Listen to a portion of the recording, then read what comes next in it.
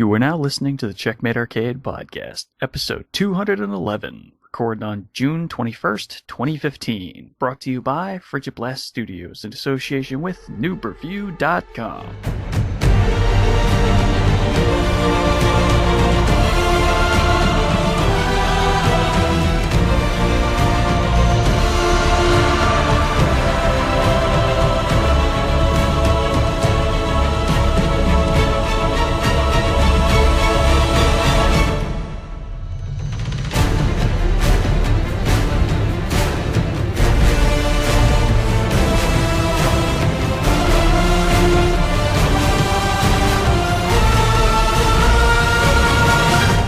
Hello and welcome to the Checkmate Arcade Podcast, your home for corner munching fun. And are you ready for an ultra combo finish? My name is Stephen Boss, the Dark Boss Man. And I, for one, am welcoming the year of our Lord 2016. Forever shall it be known as the year of Fire Emblem. I'm MSU Hitman Jason Billingsley. Okay. I'm looking forward to the end of 2015 a little bit more at the moment, just because that's a little closer. We could even have Persona 5 then, because let's face facts. They ain't getting Persona 5 out. They're not going to put Persona 5 out directly against Fallout 4. They're smarter than that. Right? You would think, but probably not. So we could have 3 Shin Megami Tensei related games all in 26. We could have 2 Shin Megami Tensei related games and 2 Fire Emblem games, and one of them sharing. Yeah. And it's bright, and it's colorful, and it's not traditional Shin Megami Tensei, and it's got a lot of people up in arms. I don't care. I am ready for my first idol RPG, Steven. Let's go. J-pop away. I mean, maybe. I need to know more about it. That's no idea. Well, it's the Shin Megami Tensei Cross Fire Emblem. I can link you. They did like right, but I actually need to see more of it. Okay, well, I don't have it handy right now, but Nintendo Treehouse did a half hour on it. Oh, okay. All right. Well, we'll throw that in the show notes when you find it later. Yeah. But yeah, oh man, E3 came and went, and it was a force to be reckoned with this year. You know? I mean, damn, it just so much stuff coming out, not just this year, but early next year too. Oh yeah, I mean, it was insane. Well, I mean, almost everything shown outside of Nintendo is 2016 stuff. I mean, the vast majority. Other than Microsoft, yeah. I mean... Well, no, there was a couple things that Sony showed that we have no idea when the dates are. Well, yeah. There was one that's guaranteed that it's not even coming next year. Well, yeah, the Sacred Cows are... 2 of the 3 are 2017 and beyond, and one is supposedly next year. Yeah. But I got us into some previews, because we are still traitors to the tabletop cause, and we're going to let you know what we've been playing. Some things more than others. I mean, one thing deep for me. And then we're going to try to get through all the E3 stuff, the pre-E3 stuff from that we meant to record right after all the press conferences were finished. Well, no, I'm talking about the dang Life is Strange episode. Oh, yeah. Well, I mean, we did record an episode then, and then it was like a week later we were gonna try to do a show just before E3, but then I was feeling like freaking god-awful. Okay.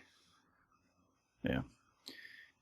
And that, of course, pushed finishing up the editing for the shows, and it was just cascaded further and further, and then E3 happened. And we have E3. Yep, boy did it. So much gaming. Oh, jeez. God, from when I woke up on press conferences day, I just was watching nothing but gaming until almost midnight each day. Oh yeah, I took a vacation day from job number one, and yeah, I ordered in Pizza Hut, and yeah, I didn't move that whole day. Yeah, I did not leave my apartment that whole day. Yep. You got to bunker down when it comes to E3 streams because there's just so much. Hmm. Anywho, uh, you know, there was one thing I just thought of it too, and I don't know why I just thought of it. Why did Upper Deck decide to do a giant bait and switch with Versus System What do you mean? for the relaunch of the game? You hadn't heard about it? Well, I mean, I haven't gone into the specifics. I mean, I know they've changed everything around. Well, it's not even compatible. That's the thing. They made promises like, "Oh, we're gonna bring back the game. We're gonna bring back the game." They didn't really bring back the game. They're making another game with the same name. Yeah. You can't use any of the same cards. Nothing's compatible. The turn order is slightly different. It's a complete rework. Yeah. It's not even remotely the same. Yeah, I knew. Yeah, and the thing is, it's fooling all the casuals because like one of the two places I play is a comic book shop, and he was like, "Oh, well, they're bringing back Versus." The managers, I was like, "It's the same name, but it's a completely different game. Yeah. It's not even close. They're doing what I thought they'd do, and they tried all these other separate little things, and other than the legendary thing, nothing's really stuck. So it's like, oh well, let's. It's like Maximilian made the GIF of like the emergency button, Final Fantasy VII Remake, press in case of emergency. It's like Upper Deck had the same thing with Versus. It's like, Marvel's not happy. Versus Remake button, push in case of emergency. Yeah, and then the following year, after they're like, "Oh, okay, well, we're testing the waters. Here's some Versus System cards, the actual Versus System." And then a year later, we get the actual information of like what's gonna happen, what's gonna be changing. Completely different, 100% incompatible with the game cards that they were selling the previous year. Yeah, I'm glad I. So yeah, I was perturbed about that. Oh, see, I didn't buy those because I was like, Oh no! I didn't buy any of them. I'm just that's such a bait and switch move, and it's just so dumb that they did that. You promised us one thing, you gave us something completely different. I would have been okay if it was actually still Versus System and all the cards were essentially compatible, but let's say, for sake of argument, that they were going to sunset all the old sets. And then going forward, only the new sets were legal for tournament play. It would have been fair enough. But, yeah. That was just bugging me for a while. mm-hmm. So I had to say my piece about it. I'll give the game a chance, but that does not mean I'm happy about what Upper Deck did. Mm-hmm. So, yeah. All right, video games, because man, we played a decent number of them, and then we got to talk about all that news that happened at D3. So let's roll into our now playing. So, what you been playing when you weren't watching all the E3 stuff? All right, let's get this out of the way real quick. I had a brief afternoon to mess around with some 3DS stuff. I played a bit of Tetris Ultimate, which I got when I last went to Five Below, which is a semi-national chain. It's like the dollar store, except everything is $5 or below. Right. Okay. And every now and then they have video game stuff.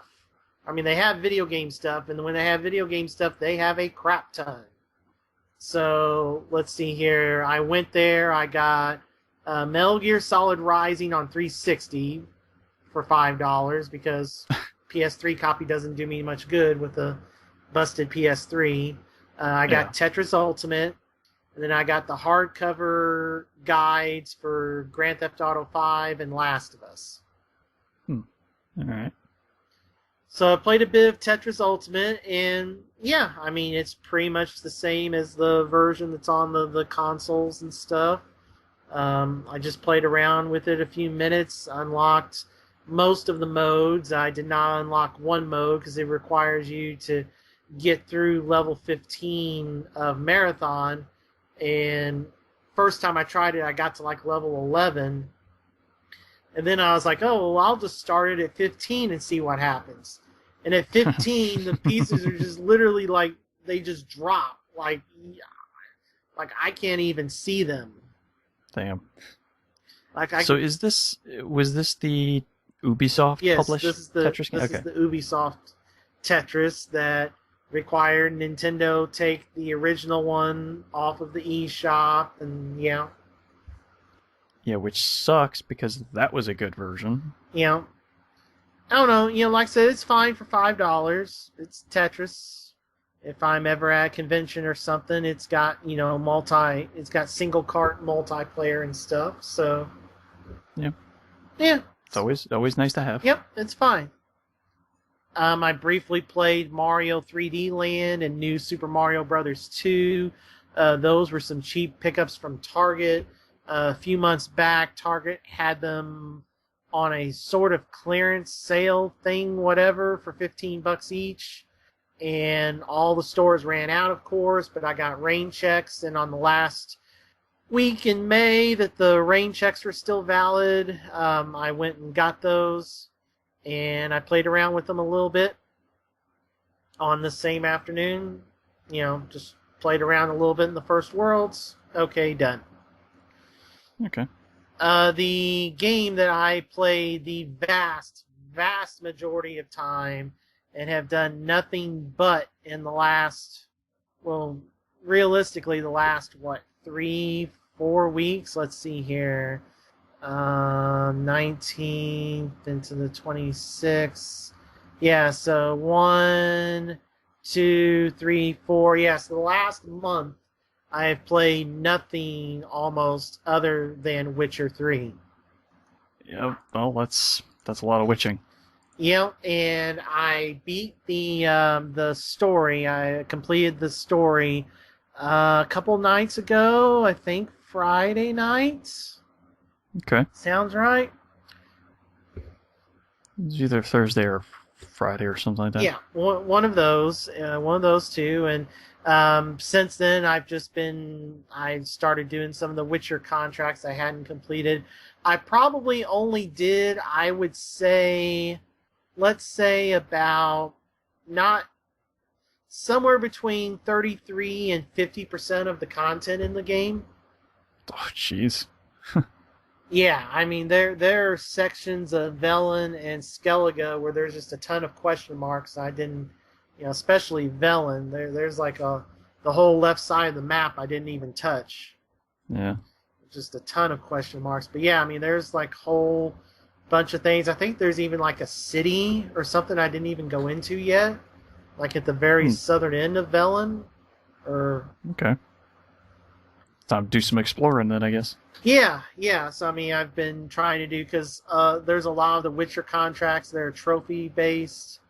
So I've just been trying to do the Witcher contracts. I have very little of the actual Witcher gear, so I have all those quests to do. Mm-hmm. Like the only complete set of gear I have is the Griffin School. So in the base game, there's the Griffin School, the Cat, the Bear, and the Viper School. And then they just added in, with one of their free DLC drops, they just added in the Wolf School.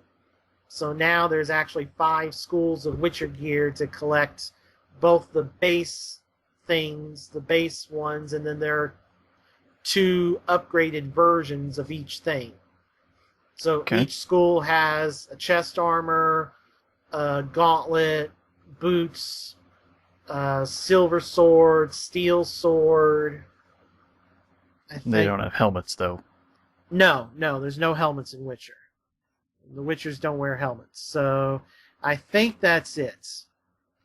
I think I know why there aren't so many Witchers around. Oh, I'm just yeah, being funny. Come on. I know. That seems like an oversight, you know. You know what? Even the army guys don't wear helmets. Huh. Yep, that seems like a problem. Well, or if they do, they're just doing the old BioWare, and we're just hiding the helmets. Yeah. Which, I mean, that's fair enough, because it is slightly distracting depending on the style of helmet. So, you know. Yeah. But yeah, I mean, so I got through everything, and my gosh, the just when you think, I mean, now I was a little fooled with the game because I mean, it's not quite like Dragon Age. I mean, it's a little bit more similar to Dragon Age than I thought it'd be, where Dragon Age has all the different open areas. Witcher is like that sort of, except there's fewer but bigger. So I mean, there's the one starting area that's fairly big. I would probably put it, I don't know, about the size, maybe a little bigger of that first area, the hinterlands in Inquisition. I'd say the opening area of Witcher, the White Orchard area, is about that big, maybe a little bigger. Okay. And then you have Velen Novigrad, which is just insanely huge. So, maybe triple or quintuple? More than that, probably. Damn. I mean, it's just okay. huge. I mean, it is insanely huge. And then you have Skellige. That's what she said. Which is almost that big, a little smaller. But the thing is, so Skellige is basically Skyrim with it being all islands. So if you were wanting people that act, Nordic, I mean, they have like Scottish accents, but if you wanted like a Scottish Skyrim, then the Skellige quest line, that's going to be all you, because that's what it is. I mean, that place is Skyrim, except they're all islanders. All right. And pro tip that I'm trying to dance around spoilers with. Mm-hmm. How do I put this? When you first go to Skellige, when you first get there, if you look around, there'll be a way to reacquire your payments that you made to get there. Okay. And I highly recommend you do that. And the first vendor you see, all the vendors in Skellige sell maps for all the isles. And if you buy those maps and read them, it unlocks all the fast travel points in Skellige without having to find them yourself. Well, it unlocks all the major ones around towns. Okay. Which is huge. But why do you need to steal back the money? Well, because or reacquire it. Because one, money in Witcher is sort of hard to come by until you beat the game, or let's say win the major Gwent tournament side quest. Because I was running kind of low until I did that, and then now I'm just drowning in money. Second thing is... Can you just not sell stuff? No, you can, but the weapons and armor degrade over time. So you either have to pay blacksmiths or armorers to repair everything, or you have to buy the kits to repair them yourself, or they eventually break. Okay. And those are expensive? I mean, the higher the level, the more it costs to repair, yes. Alright. Okay. But the reason about reacquiring the money is because the amount of your payment is roughly equal to how much all the maps cost. Oh.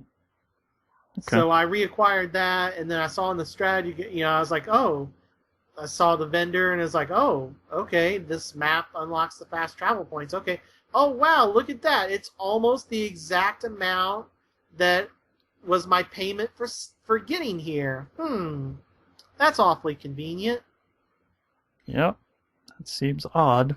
Well, it just saves you a lot of trouble because then you don't have to sail unless you want to.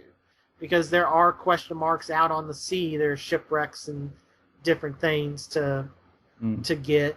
Because Skellige, with it being an island, all islands, you're going to run into nothing but sirens and lumias and all those female torso, fish bottom monsters that attack any boat on sight.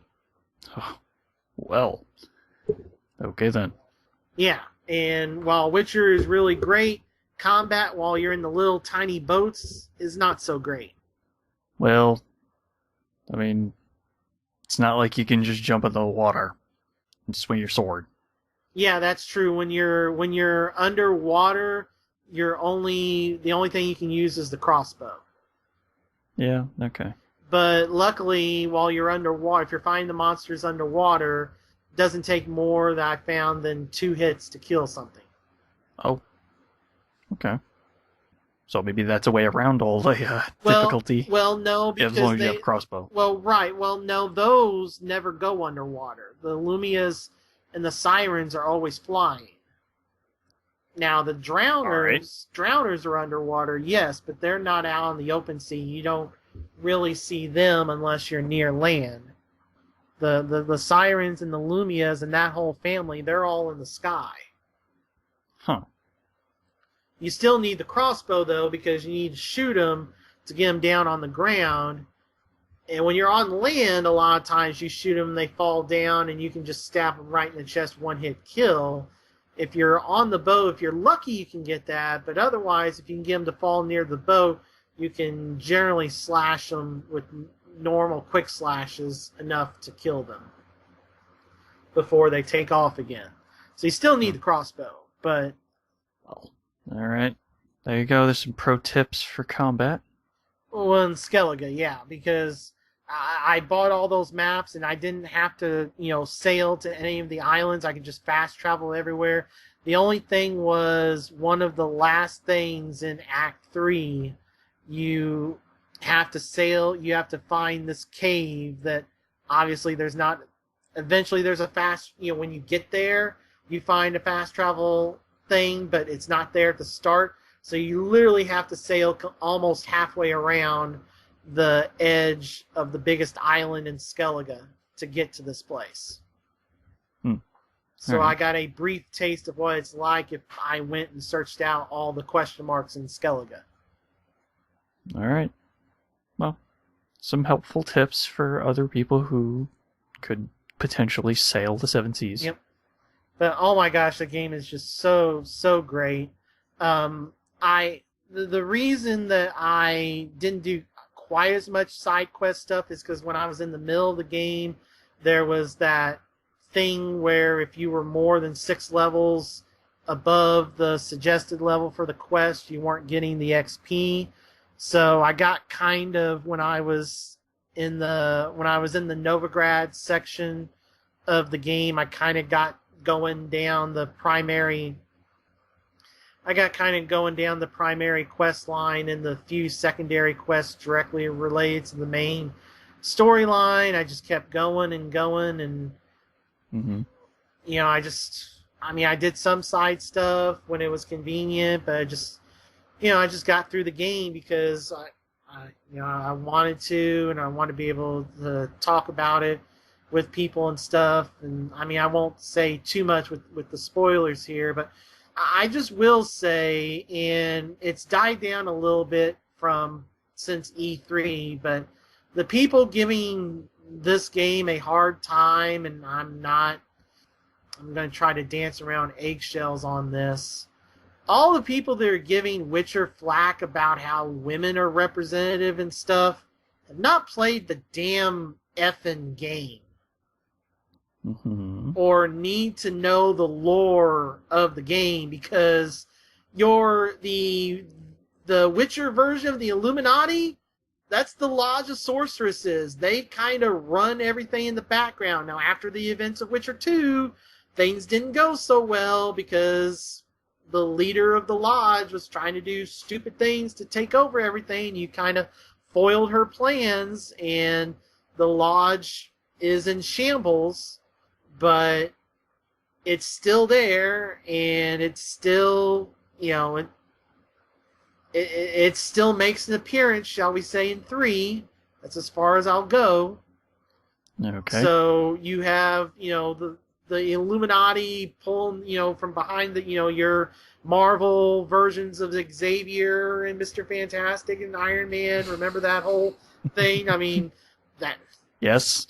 Thanks to Versus System, the original trading card game, Yep. I know all about things like that. Yeah. So basically that's all women. It's all these powerful sorceresses. Ciri is the most powerful being in the entire Witcher universe. That doesn't mean anything to me at the moment. Well, basically, one of her nicknames is the Lady of Time and Space. She can literally dimension travel. That seems a little broken. Well, you don't really do it with her. When you're fighting with her, it's all teleport based. I'm just saying that seems a little broken, because that seems extremely powerful. Oh, it is. I mean, you play as her in brief sections, but what I'm getting at is she's the most powerful character. Like, she literally travels to dimensions that are similar to ours, and, I mean, that might be a little bit too much. She talks about things. You can ask her about things. There are optional conversation things where you can talk to her. And, I mean, it's just like, the whole game is based around finding her because of how powerful she is. And then not only that, but one of the major side quests, again, in Skellige, you kind of determine the ruler of Skellige. And one of the options is a woman. Okay. So, I mean, there's that there too. So, yes, the women in Velen that, and even then, people often make extremely snap judgments based on extremely limited information. Right, exactly. And then even in Velen, the number 2, so Vernon Roach, who you meet in the second game and appears again in the third, his top lieutenant, his right-hand woman, is a woman, Vess. So here's someone who's the number 2 person to marry an army, and she's a woman. So it's just like, it's kind of like, if you're gonna, like, I like hockey, I like NASCAR. I don't know enough to critique. Like, if I sat there and tried to critique NASCAR out there in public on Twitter. Well, what's to know about NASCAR? They're making left turns! Okay, hush. There's a lot. There's a lot more than you think. It's fun to make fun of them. I know. I can understand that. But what I'm saying is, if I tried to be serious, Jason, and try to critique, things in NASCAR, my friends that legitimately watch it all the time be like, Jason, you're a moron. Yeah. Same thing with hockey. If I tried to seriously critique the St. Louis Blues, my friends, including one former manager, would all be like, Jason, what are you doing? You don't know what you're talking about. Yeah, no, I'd probably get the same thing if I was talking about, baseball, football. Right. Any sport. Right. I mean, you might make a joke about it as you just did, but you're not going to sit there and try to say, well, the Mets should do this, or the Yankees should do that, or I'm just using those 2 examples because they're the 2 closest to you. Or the Phillies, if I was in charge of the Phillies, I'd do this.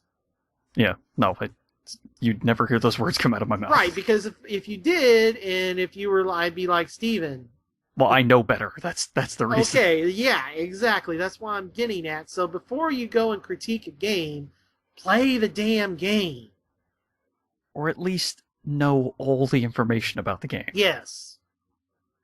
Because then people like me, and I'm not even a huge, like, I'm a big Witcher fan, but I've never read the books. So, I mean, the other thing about Witcher, that there was all the stuff on Polygon about the race, and apparently all of the dark-skinned people in the Witcher universe are on a different continent that none of the games ever touch. So that's what I've learned over the course. Apparently, and a couple references are made to it late in Witcher 3, Zerrikania. That's apparently the continent with those of dark skin. All right. But the games never go there. Now, if they make further Witcher games, would they, eventually go there? I mean, they've kind of covered... they've covered a lot of area. They've covered Cadwin, they've covered Temeria, Velen, Novigrad, they've covered Skellige. They've never gone down to Nilfgaard, but Nilfgaard is the main force in Witcher 3 driving the story, so you know what Nilfgaardians sound like and act like. So really the only major areas in the Witcher universe that haven't been seen in the games are Kovir and Zerrikania. Those are the two biggest ones, and there may be one or two others that I'm missing, but... Yeah.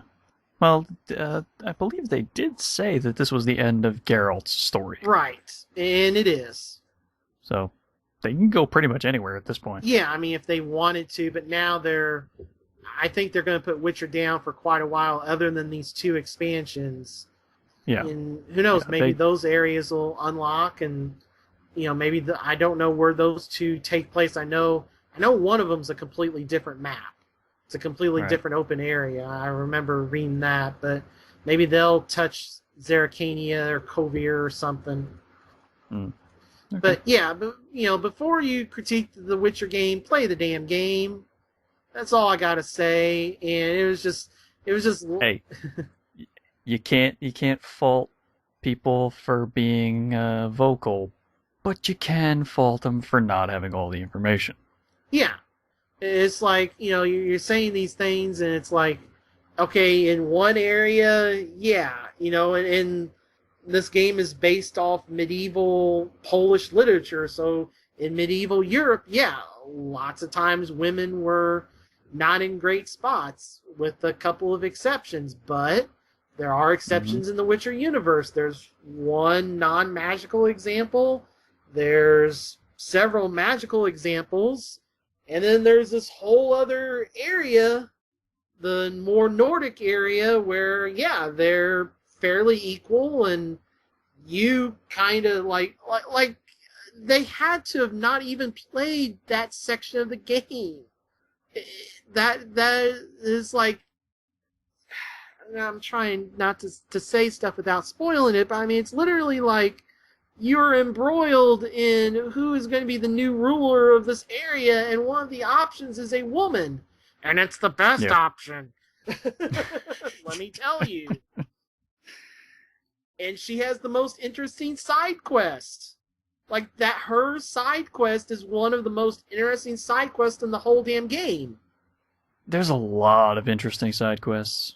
Right, but that one's... And a lot of them are, like, super interwoven into each other, which is really weird. Yeah, well, that's what I'm saying, because, like, you're searching for Ciri and Skellige, and while you're doing that, you kind of get embroiled in if you don't touch this storyline, basically one of three people end up ruling Skellige, and one is a terrible option, and it's you didn't care to touch this option. One is, and then there's the other two options, and it's a brother and a sister, and the sister's the better option, I think, and it's really empowering. It's like, wow, Yeah. Because Skellige's never had a queen. Oh, okay. Yeah.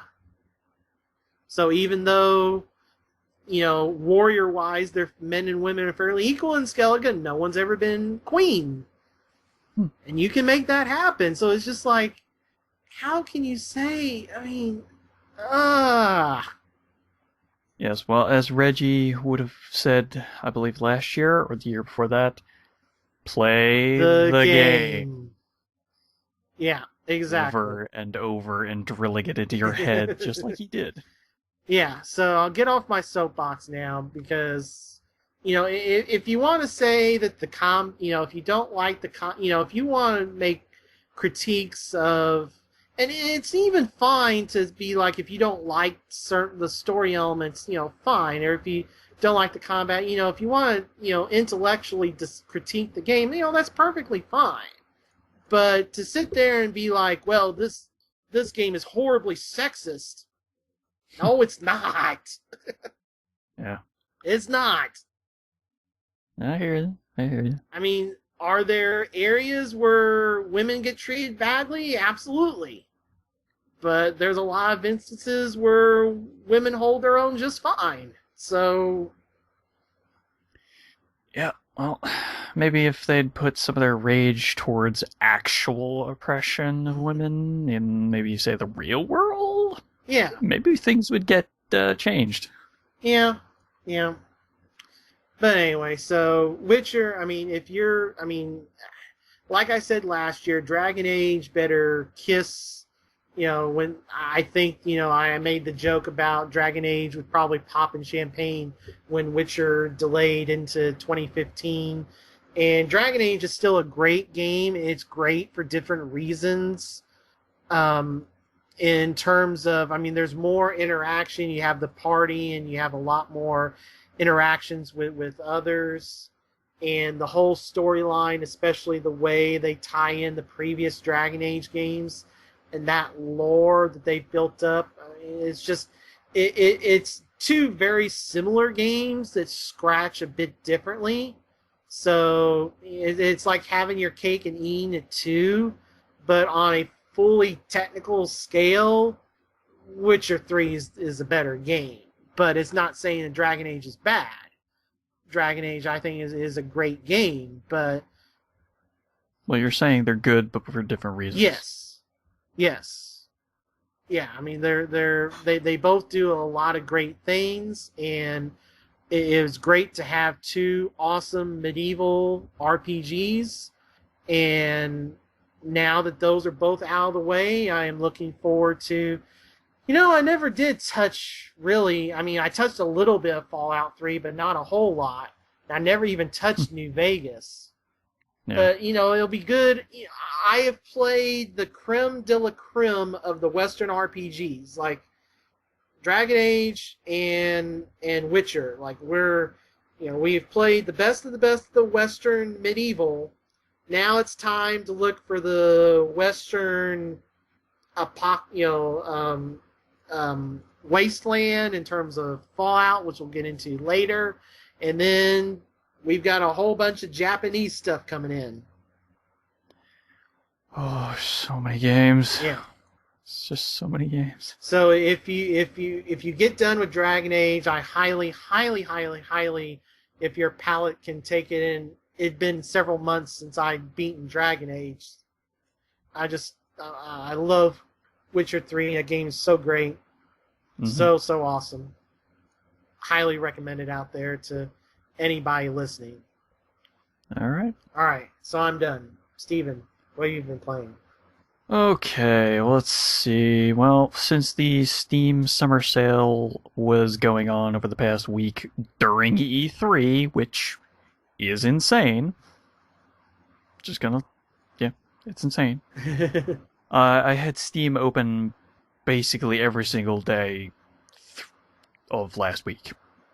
And so each time I opened it up, I would think about playing a game, and then think about playing a game, and then finally I actually played a game from my Steam collection. So I played a little bit of Wizorb. Almost 1 year to the day since I last played it. Okay. It's weird that I waited almost another year to play it. It still continues to be a fun brick-breaking game, a la Arkanoid, a la Breakout. It's still very fun. I am just very bad at them. So it took me until now to be able to even pass the first world and the second world, which consist of 12 levels each, plus a boss fight. Mm-hmm. It took me a while. It took me an entire year to get back to it, and then go, okay, I think I got this now. So, I beat the first 2 sections of levels, so beat the first 2 bosses. So maybe I'll be able to actually beat the game? Maybe? Okay. I guess we'll have to wait and see. But it controls way better with a mouse than it does with a controller. Even though it has plug-and-play controller support. So, yeah, you really don't want to... You really don't want to play that with a controller. It just it doesn't quite work as speedily as you would want. Right. That's pretty much all I was playing on PC. Only played it for a couple hours. But, yeah, finally got it back into it. Looking forward to maybe finishing it up. Then I was also playing some 360 repeats, so we'll do those first. Played a ton more Might and Magic Clash of Heroes. I'm almost done with the Demons campaign section. And then I'll finally be up to the Wizards campaign section, and that's the final one. So I'm nearing the end of the game again. Almost everything is unlocked again. Then I played a little bit of Minecraft, got a couple more achievements, and was collecting a few more resources and levels to try and enchant a few more items. Okay. That's pretty much it. Then I was playing a little bit of Ultra Street Fighter 4. Hey, on wait a 360. minute. You didn't say anything about that. What do you mean? Well, why didn't you say something? Why did you like, hey, want to play some Street Fighter? Well, it was because I was playing it against my cousin, Wandering Storms. Oh, We were doing some local multiplayer. okay. Well, you still could have Man. asked. I mean, yeah, we can play some, like, tomorrow or something, sure. But at the moment, we were playing local co-op, or local versus. Okay, well, I mean, you could have taken turns playing me or something. It was the middle of the day. Okay, then. Thank you. That's all you had to say. Well, what did you think it was? The middle of the night? Well, it could have been 7, 8 o'clock at night. I don't know. No. Normally, he doesn't come over that late. Okay. It also could have been a day I was off. Like, yes, fair enough. It could have been a day you had off, yes. It was like the middle of one of the weeks, just before E3, so I don't remember. if it was a Thursday, you're not off the hook. I don't remember. It might have been a Tuesday, it might have been a Wednesday. Okay, well, those days, yeah. I'm not sure. Well, if it was Tuesday or Wednesday, yeah, you're off the hook. But we can play some. I'm perfectly happy to start playing some Ultra Street Fighter 4 again, because, man, I was rusty when I started that back up. On a version that works, right? Yes, it works rather well, actually. PS4 version. No hitching or anything. Wah. Yeah, exactly. And I was only playing with the standard 360 controller, too. And I was doing all right. We traded wins and losses a couple times. For the most part, though, I was winning more than losing. Just because I have more experience with Street Fighter 4. Right, yeah, and there was also that whole XCOM thing we were supposed to play. And we can. I just still haven't played the game because I was in the middle of playing Dragon Age when I lost my save. Right. I'm just giving you trouble. And you have every right to keep giving me trouble because it is way more exciting than hearing me talk about Street Fighter 4. Because, it's still Street Fighter 4. But yeah, since I lost the save, I didn't have any of the costumes unlocked, and I didn't have any of the other stuff, extras and stuff like that. Yeah. I gotta re-download their costume packs or whatever it was. Mm-hmm. Yep. So, yeah. Didn't have any of that fun stuff unlocked. Although thankfully, I believe because they're just available straight away in Ultra, it unlocked basically everybody who was originally hidden, I want to say. Yeah. I believe that was the case. And it's just the costumes and everything else that are locked. And alternate colors and stuff. So, played some of that. Then I was playing some Dragon Age Inquisition on the Xbox One. Yay. Got out of the hinterlands, went to Valrio for the first time, did all that fun stuff, and then went back to the hinterlands to finish leveling up. I'm actually over leveled for the main quest in the hinterlands. So, we'll see how easy that becomes. Maybe it's time to advance then. Well, yeah, no, I'm right at the point where I'm about to go to the bar to do the first section of that. Question. What's up? Mike Laidlaw was on Twitter, and they announced that if you bought the DLC for Dragon Age, the Jaws of Hakan, that if you were on 360 or PS3 and bought it, it would show as being available for PS4 and 360 or PS4 and Xbox One. Right. Is the deluxe edition upgrade download showing as available for you since you had it on 360? I wonder if... I'll have to go check again, but it wasn't when I originally first started playing. Okay. So I'll have to check that again, but I don't think it was. Because I think that's something separate. So. Alright. But yeah, played a bunch of that. Got back to, almost the end of the hinterlands. Then I was playing a ton of Destiny. I was playing so much Destiny. Ready to pay $40 in September? God, I hope there's so much content in that it makes my head spin because it's that big. You're welcome, by the way, because that costs to get the disc with everything is $60 or $80. Because the only way to get that on disc is there's a deluxe edition that's $60 that's Destiny and all 3 expansions, or an $80 collector's edition that's GameStop exclusive. Wait, 3 expansions? Well, for Taken King, they're the only... when it comes out. Yes, when Taken King comes out, your options are a $40 download, a $60 disc download combo, which is Destiny, the original 2 expansions, and Taken King, and then there's an $80 GameStop exclusive collector's edition that is some extra stuff in those things. Yeah, I don't know if that would have been $60 worth, though. Yeah, but I saved you because also, from what I've heard, a lot of stuff in that game now requires the DLCs. Yeah, no, it definitely does. Okay. You can't do any of the House of Wolves stuff without the House of Wolves DLC. Yeah. There's a lot of the weaponry that's really good that you can't get unless you do the raids, and you can't do the raid, the second raid at least, without Dark Blow.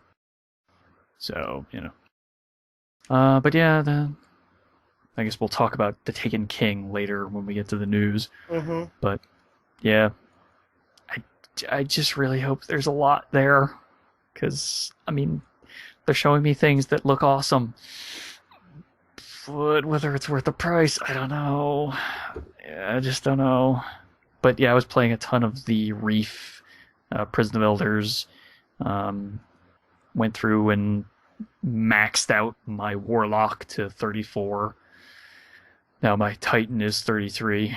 So, it's almost maxed out my Titan, which has taken me a while. Now I just have my Hunter that I haven't done any of the DLC stuff for. So maybe I'll be playing my Hunter again soon, just to maybe get some stuff. I don't know. Let's see. I can't stop. I can't stop. Please stop. I can't. Please I can't stop. I haven't touched Dragon Age in like 2 weeks. But one thing that I was able to peel myself away from Destiny to play was a little bit of Titanfall for 360 for Xbox One. Man, after playing so much Destiny, I was rusty at Titanfall. Oh man. But after a while, I was able to start getting back into a groove with it. Titanfall making the news for another reason. Yeah, a couple of different reasons. We'll get into most of later. that because of EA. Yeah, we'll get into it later. But yeah, it's still really fun. I hope that Black Ops 3 sort of takes a few cues from Titanfall. Because if that's the kind of motion style that they go with, Black Ops 3 could be really fun. Mm-hmm. But gotta wait till the beta to really find out. Right. So, and that's pretty much all the stuff that I've been playing. So how about we get over to the news? And now, the latest game news from around the world. Oh, and what an E3 it was this year. Yeah, let's see here. You can join us in the conversation as we get to about talking this. Okay, enter. Okay, Steven, go grab your phone, because I just posted your phone number on Twitter, so we're going to take a live fan questions while we do this.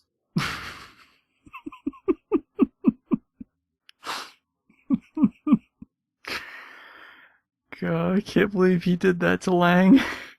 Okay, you did get the joke. I listened to that episode. God damn, that's an episode I will keep forever. I saw that live on YouTube.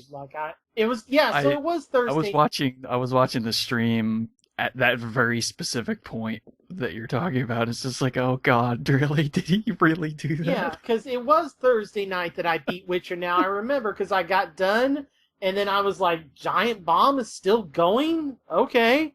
God, yeah, they were on till almost like midnight or something. Right, and midnight Pacific. Right, exactly. Yeah, and I just tuned in, and it just was. That was a really just such a magnificent section of the show. So that's the night 3. Yeah. If you're interested in seeing what we're talking about or listening to the audio feed, whatever. I think the visual, the audio does a pretty good job of conveying what's going on, but I think you need the visual. So go towards the last, hour and a half, probably, or so of... it was like the last at least hour. Yeah. So just find definitely the last hour. Yeah, just find the date. It's archived on their YouTube page or the actual giantbomb.com, because Well, yeah, some of us YouTube works better because of our slow internet. HTML5 works pretty good. Not on slow internet. So just go to that day 3 and just go towards the end until you see Adam Boyce, John Vignacchi, and Dave Lane on the guest couch. That's the last segment whenever that starts. Yeah. And it's like an hour plus, like Steven said. And it's just, you will not stop laughing. It's like I said, that's one episode that's staying on my iPod forever. I did not realize... It's staying in my collection. I did not realize the other two guys, besides Lang, were ex-Midway guys. Oh, yeah. I did not realize that until I watched that, and then I was fiddling around on YouTube last night and saw John Vignacchi demoing NBA Ballers 2 on a GameSpot before, the same, in 07 or whatever. Mm-hmm. So, yeah. Did not realize Adam was part of that too, but... Yeah, no. Midway was big. Yeah. Midway was Hey, really well, big. somebody here won a car from them. I know this. Yeah, I know. I wonder if any of them worked on Spy Hunter Nowhere to Run. God, I don't know, because I never got that copy I supposedly won from GameSpot. Not that I would want it anymore, anyway. I bought it on clearance at Circuit City for $5 just to be like, yeah, I won a car from this game. When I didn't actually have the game, but now I have the game. Yeah. All right, well, let's get. I wanted to make a joke there when we got started, but we've got a lot of stuff to get through here. So much.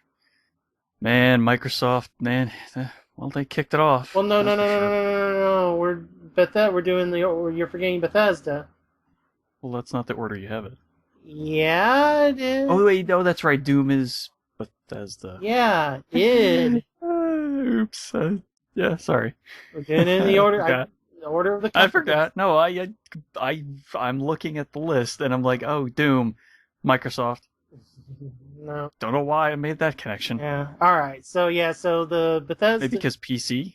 I guess I don't know. Anyway, so the Bethesda conference opened with the official mass debut of Doom, which is supposed to be coming out in spring 2016. They showed They showed a single player trailer. They showed some multiplayer. They showed their tool building kit, which we find out later when we get to Fallout is going to be available on consoles as well. Yes, Map. Yeah. It's just a fun name. What? No. Yeah. No. Well, yeah. I mean, it's. I thought the name was funny. Come on. Yeah. I don't know. I mean, it's fine. Now instead of just having restrictions to 2 weapons like every other shooter, you have a weapon wheel. Yeah. Like, I want to say that's similar to how they did it in Rage. Well, and also Resistance kind of was the... Right, but I'm other id games. Yeah. It's just Resistance was the first first-person shooter that I'm aware of to have a full weapon wheel. I mean, Mass Effect had it for the commands. Right. But this is the first Doom to do that. Yeah. Unless Doom 3 had that, which I don't think it did. No, it didn't. Yeah. Well, now they have weapon wheels that slow time while you're selecting your guns, but it doesn't freeze it completely. Yeah. So. And there's supposed kind of a conceit that's been going around lately. Yeah, and then there's a multiplayer beta if you have the code that you entered from your copy of Wolfenstein. There'll be a beta in the fall at some point. Yep. Hopefully they'll open it up to a few more people than just those that got Wolfenstein. Yeah, but, we'll see. Yeah, we'll have to wait and see. Speaking of... Yeah, they showed off a bunch of guns, and some of them looked okay. Yeah, chainsaws. Apparently, when the enemies have taken enough damage, they enter some type of stun state, which you can tell when they glow a certain color, and that's your indication that you can do some type of melee finisher to them. Yeah. It was unfortunate that some of them started repeating so quickly. Yeah. So maybe that won't be exactly the biggest draw, but maybe that'll help you save ammo. I don't know. Yeah, I mean, I could see a Resident Evil style thing if you shoot them a couple of times in the legs to drop them, then to run up and finish them. Yeah. God, that suplex in Resident Evil 4, so good. Yep. It's the ultimate move. Especially against the ones that sprout the tentacle head, because that would count as a headshot. So a lot of times that would kill them and the tentacle monster thing that would normally pop out because you're dropping them right on their head. Yeah. But God, Resident Evil 4 was such a good game. Yep. We were talking about it just before the show, mostly because of game disc prices. Yeah. Speaking of betas, though, Battle Cry, not Battleborn, but Battle Cry from Bethesda is taking signups for a beta. It's too late to sign up to get the priority access and in-game reward, but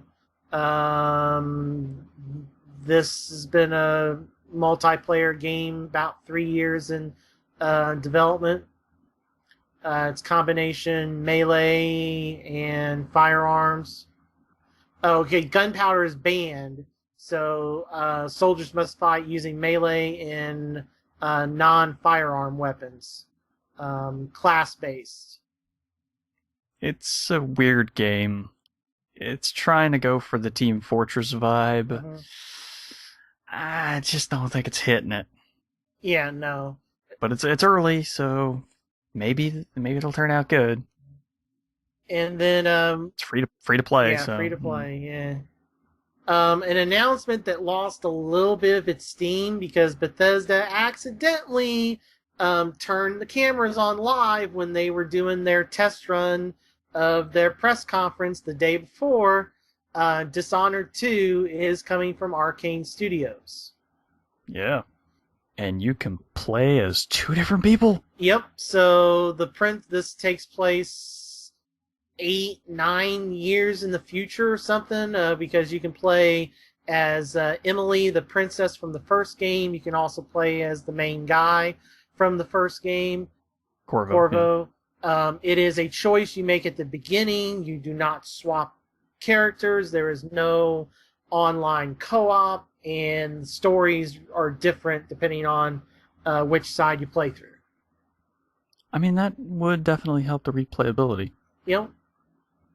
It's a hell of a lot better than, well, I'll play this first run through as I'm not going to kill anybody. Okay, now I'm going to kill everybody on the second playthrough. Yeah. That wasn't really that fun. Because it's not an easy game to get through without some combat.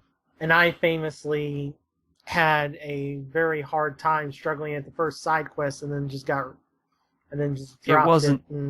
It wasn't easy. Yeah. It wasn't. But if you want to try it out on your current systems without having to go back to the 360 PS3, a definitive edition is coming out in the fall for Xbox One and PS4. Yes, definitive in that it will include all the fun DLC that was included. Yep, up-res, yada. Yeah.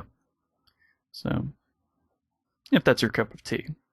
Speaking of if this is your cup of tea, after talking briefly about the planned expansions and the launch of Elder Scrolls Online for console, Bethesda announced Elder Scrolls Legends, a free-to-play card game, coming later this year.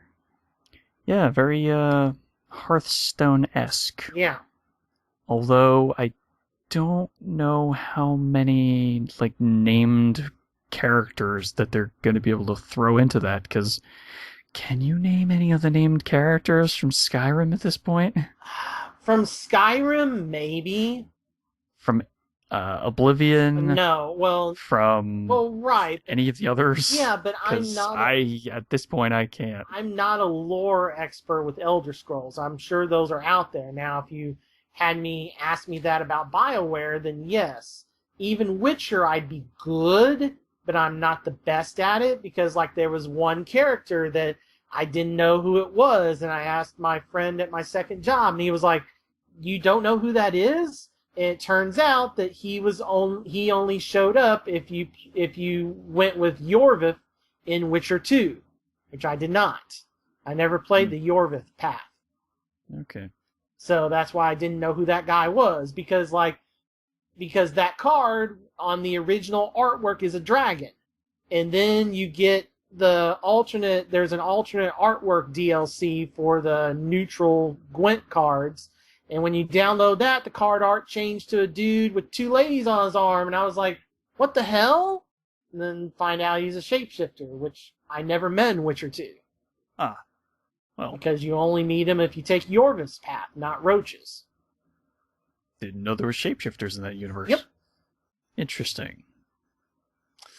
Well, we'll have to wait and see until later the year before they release it. Yeah, all they had was the for the card trailer game. and nothing else. And that was kind of the thing with Bethesda. Like, they had this showcase, and then other than maybe dropping in on Jeff Keighley or IGN or GameSpot, that's it.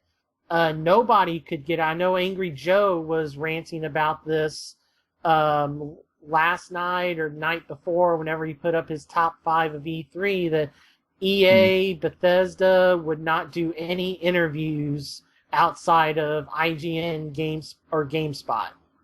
If you weren't IGN or GameSpot, you weren't getting an interview. Like, I don't even think they did Giant Bomb. It was like IGN, GameSpot, and that's it. Yeah, I don't know. Yeah. But that also matters because obviously the star of the show, which was announced a couple weeks beforehand, but we got a 30-minute-ish demo of at the press conference, was Fallout 4. And it's coming out this year. Yep, hashtag Colin was right. Colin Moriarty called it last fall. And I was amazed that it was coming out in November of this year. I mean, they stopped development of Skyrim and updating of Skyrim in the fall of 2012. I just thought it was going to come out next year because they only just announced it this year. Yeah, but they did the same thing with Skyrim, remember? They announced it right before... No, I Yeah. really didn't. I didn't remember that. This is their thing. They announced it... I think they might have had either the December or January of 2010/2011 cover of Game Informer, and then said it's coming out this year, and then at E3... they were on the Xbox stage and said 11/11/11. So they're ones that don't like to announce game. I mean, look at Doom. I mean, they showed a couple of teasers of it. Like, they showed one where no media was allowed at QuakeCon like a year or two ago. And then they showed that 2-second clip a couple months ago. And then now it's like, yeah, it's coming out next spring. Yeah, I just... It's been too long, so I didn't remember any of that. Okay. But they showed off several different things. The game, instead of starting already in the vault, you start right before the war happens outside the vault. Like, literally right before the Right. bombs drop. Yeah, and you get to play as either male or female, and you design the parents. And then you are playing as their kid that you see. No? No. You're playing as one of the parents. Okay. The one you choose to exit the mirror where you're designing their face Okay. at the very beginning. Okay. So they didn't. That's the one you play for the rest of the game. Okay. So they don't get into, but some time has passed and they don't get into like story stuff. Yeah, 200, or was it 200 years? Yeah, 200 years has passed since you entered the vault. Yeah. Which, it's going to be interesting to find out why. Yeah. And they showed off a bunch of, so if you liked, what was the was it Hearthfire? What was the home building adoption pack for Skyrim? Hearth something. I think it's Hearthfire. I thought it was, but I think that's what it is. I think it's Hearthfire. it is Hearthfire. Yeah. Okay, so if you like that in Skyrim, It's interesting. well, take it to multiply that by 10 on Fallout 4, because you will eventually get plots of land where you can build your own home, including working electricity to entice people to move in, to entice trading with other towns and outposts, which also means you have to set up defenses to protect your new home from from raiders. From raiders. So that could be interesting. I mean, that's a little bit tower defense-y. Yeah. But it could be alright. There's a whole weapon just making mechanic, crafting mechanic. It's extremely extensive. Yeah, so there were 50 weapons and 700 different attachments. Do I have those numbers right? Something like that? I don't even know. There's so many different variations Yeah. of different weapons. Yeah. You could make a laser shotgun out of a laser rifle. Mm-hmm. You could make the laser pistol. It's so many little tiny tweaks to it. Could be very interesting to play around with. So, I guess there's no more of those. Well, actually, we might still have find the super crazy gun frames and everything mechanics. Yeah, possibly. I mean, they just showed a fast forward through all the different gun variations and stuff. Yeah. And they still have that junk launcher, that's for sure. Yeah. Launching teddy bears that kill people. Vax is still in the game, although it seems like it's more of a... It seemed like, I mean, they didn't go into detail, but it seemed like it was not really a super meter like a fighting game, but it was something you would build up to. You wouldn't... Yeah, kind of like a critical hit meter, almost. Yeah. It's something you would only be able to build up to every once in a while, and then you would use it, and then you would have to build up to it again. Yeah. It was not something you could just do all the time. But we'll probably have more information about that one as it gets a little closer. Yeah, so I mean, a lot of people really enjoyed that. And then the other crazy thing was the other mobile announcement that Bethesda had to... well, just before we get to that, I just want to mention, I'm not going to be playing any other games once this comes out. This is going to be my life for the next 2 months after it comes out, at least, if not more. Depends on when Persona 5 hits.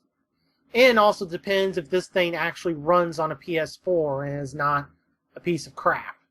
Yeah, I'm not sure whether I'm getting it on PC or Xbox One yet. Given how everything's tying in Windows 10 and PC, well, the problem is you've got an older PC. Well, it's not that it's older, it's that it's just lower powered, because that was all that I could afford at the time. You might want to just do Xbox One with this, because I imagine... That's what I'm leaning towards it, but I'm gonna wait and see what's more stable. Yeah. So, looking forward to playing that this year. Man, so many games coming out this year. Yeah, and I mean, this is Todd Howard's team's first game in 4 years, so... Yeah. But I'm excited for colors that are not just brown and like rusty gray and all super washed out. Yeah, that's true. All right, and then, as you were saying, they announced another game. Yep. They announced Fallout Shelter, a free-to-play. I guess what would you call it? I don't know if you call it a strategy game or free to play base building. Yeah, base building sim-ish. A little bit more. Yeah, sim crossed with XCOM. So you start a vault and you have to recruit people to come live in the vault. You also control which vault dwellers get together to have kids. The view of the vault is anthill style side view like XCOM. Yeah. And you can send dwellers out to go get supplies, and they have little diaries talking about their exploits, and you can build stuff. If you take the shortcut to build stuff, sometimes it will build quicker. Other times they'll mess up and you'll have to deal with the consequences. It's completely free. The only charge, there are, I don't know if did they call them treasure chests or they didn't, or they're lunchboxes. Lunchboxes. So there are lunchboxes in the world that you can find that has loot. The only money thing is you can buy additional lunchboxes if you want. But there's no timers or paywalls or anything like that. Yeah.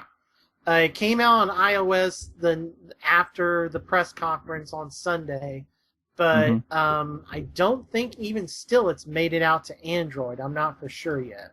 I don't know that it's even going to come out for Android. Yeah. As far as I know, they've made no mention whatsoever. And they specifically talked about Apple in the announcement. So it might be exclusive. Yeah.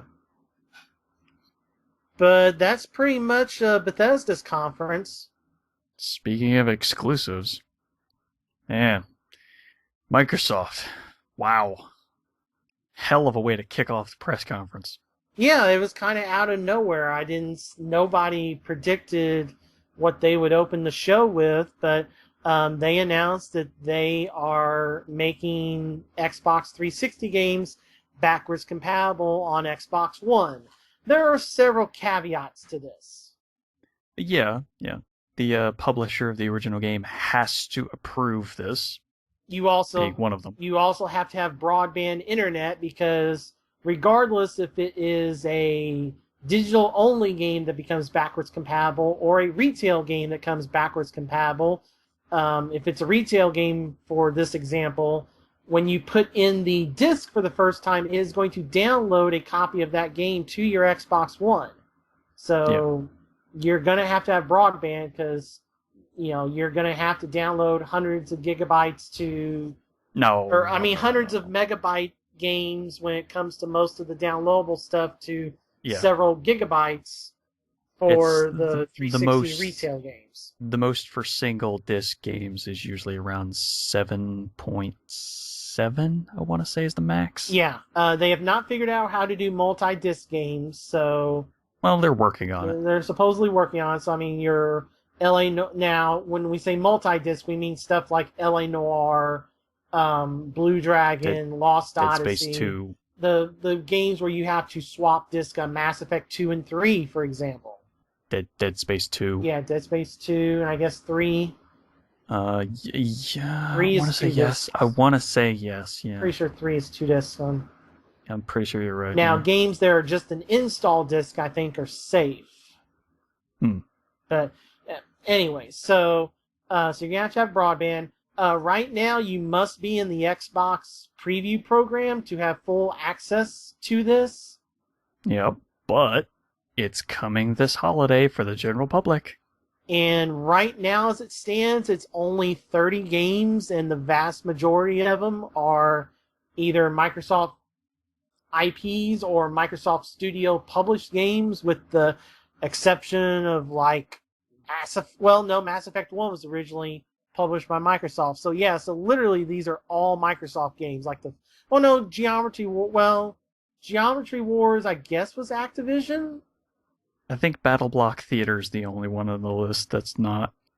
But that might be Microsoft. Maybe published. Small Arms. Yeah. But anyway, so it's mainly downloadable games plus Cameo, Perfect Dark Zero, Mass Effect 1. So Banjo-Kazooie, Nuts and Bolts, Banjo-Tooie. Yeah. So it's not a whole lot right now, but it's supposed to be up to 100 games by holiday. Yeah. And there is a poll on the Xbox website where you can vote for your favorite game to be backwards compatible, and leading the charge is Red Dead Redemption currently. That's a good choice. That's a very good choice. Oh, that's right. Damn.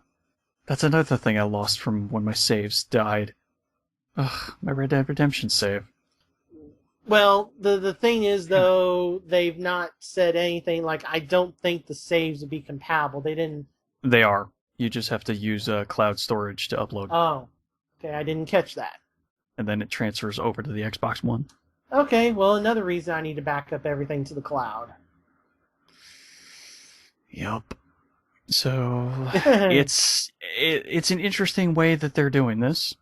It was totally out of left field. I'm happy that they're doing it. I wonder, though. I don't think this is do you think this will eventually, within the Xbox One life cycle, even approach 90%? Because it didn't even get. It only got to 50% for the Xbox original.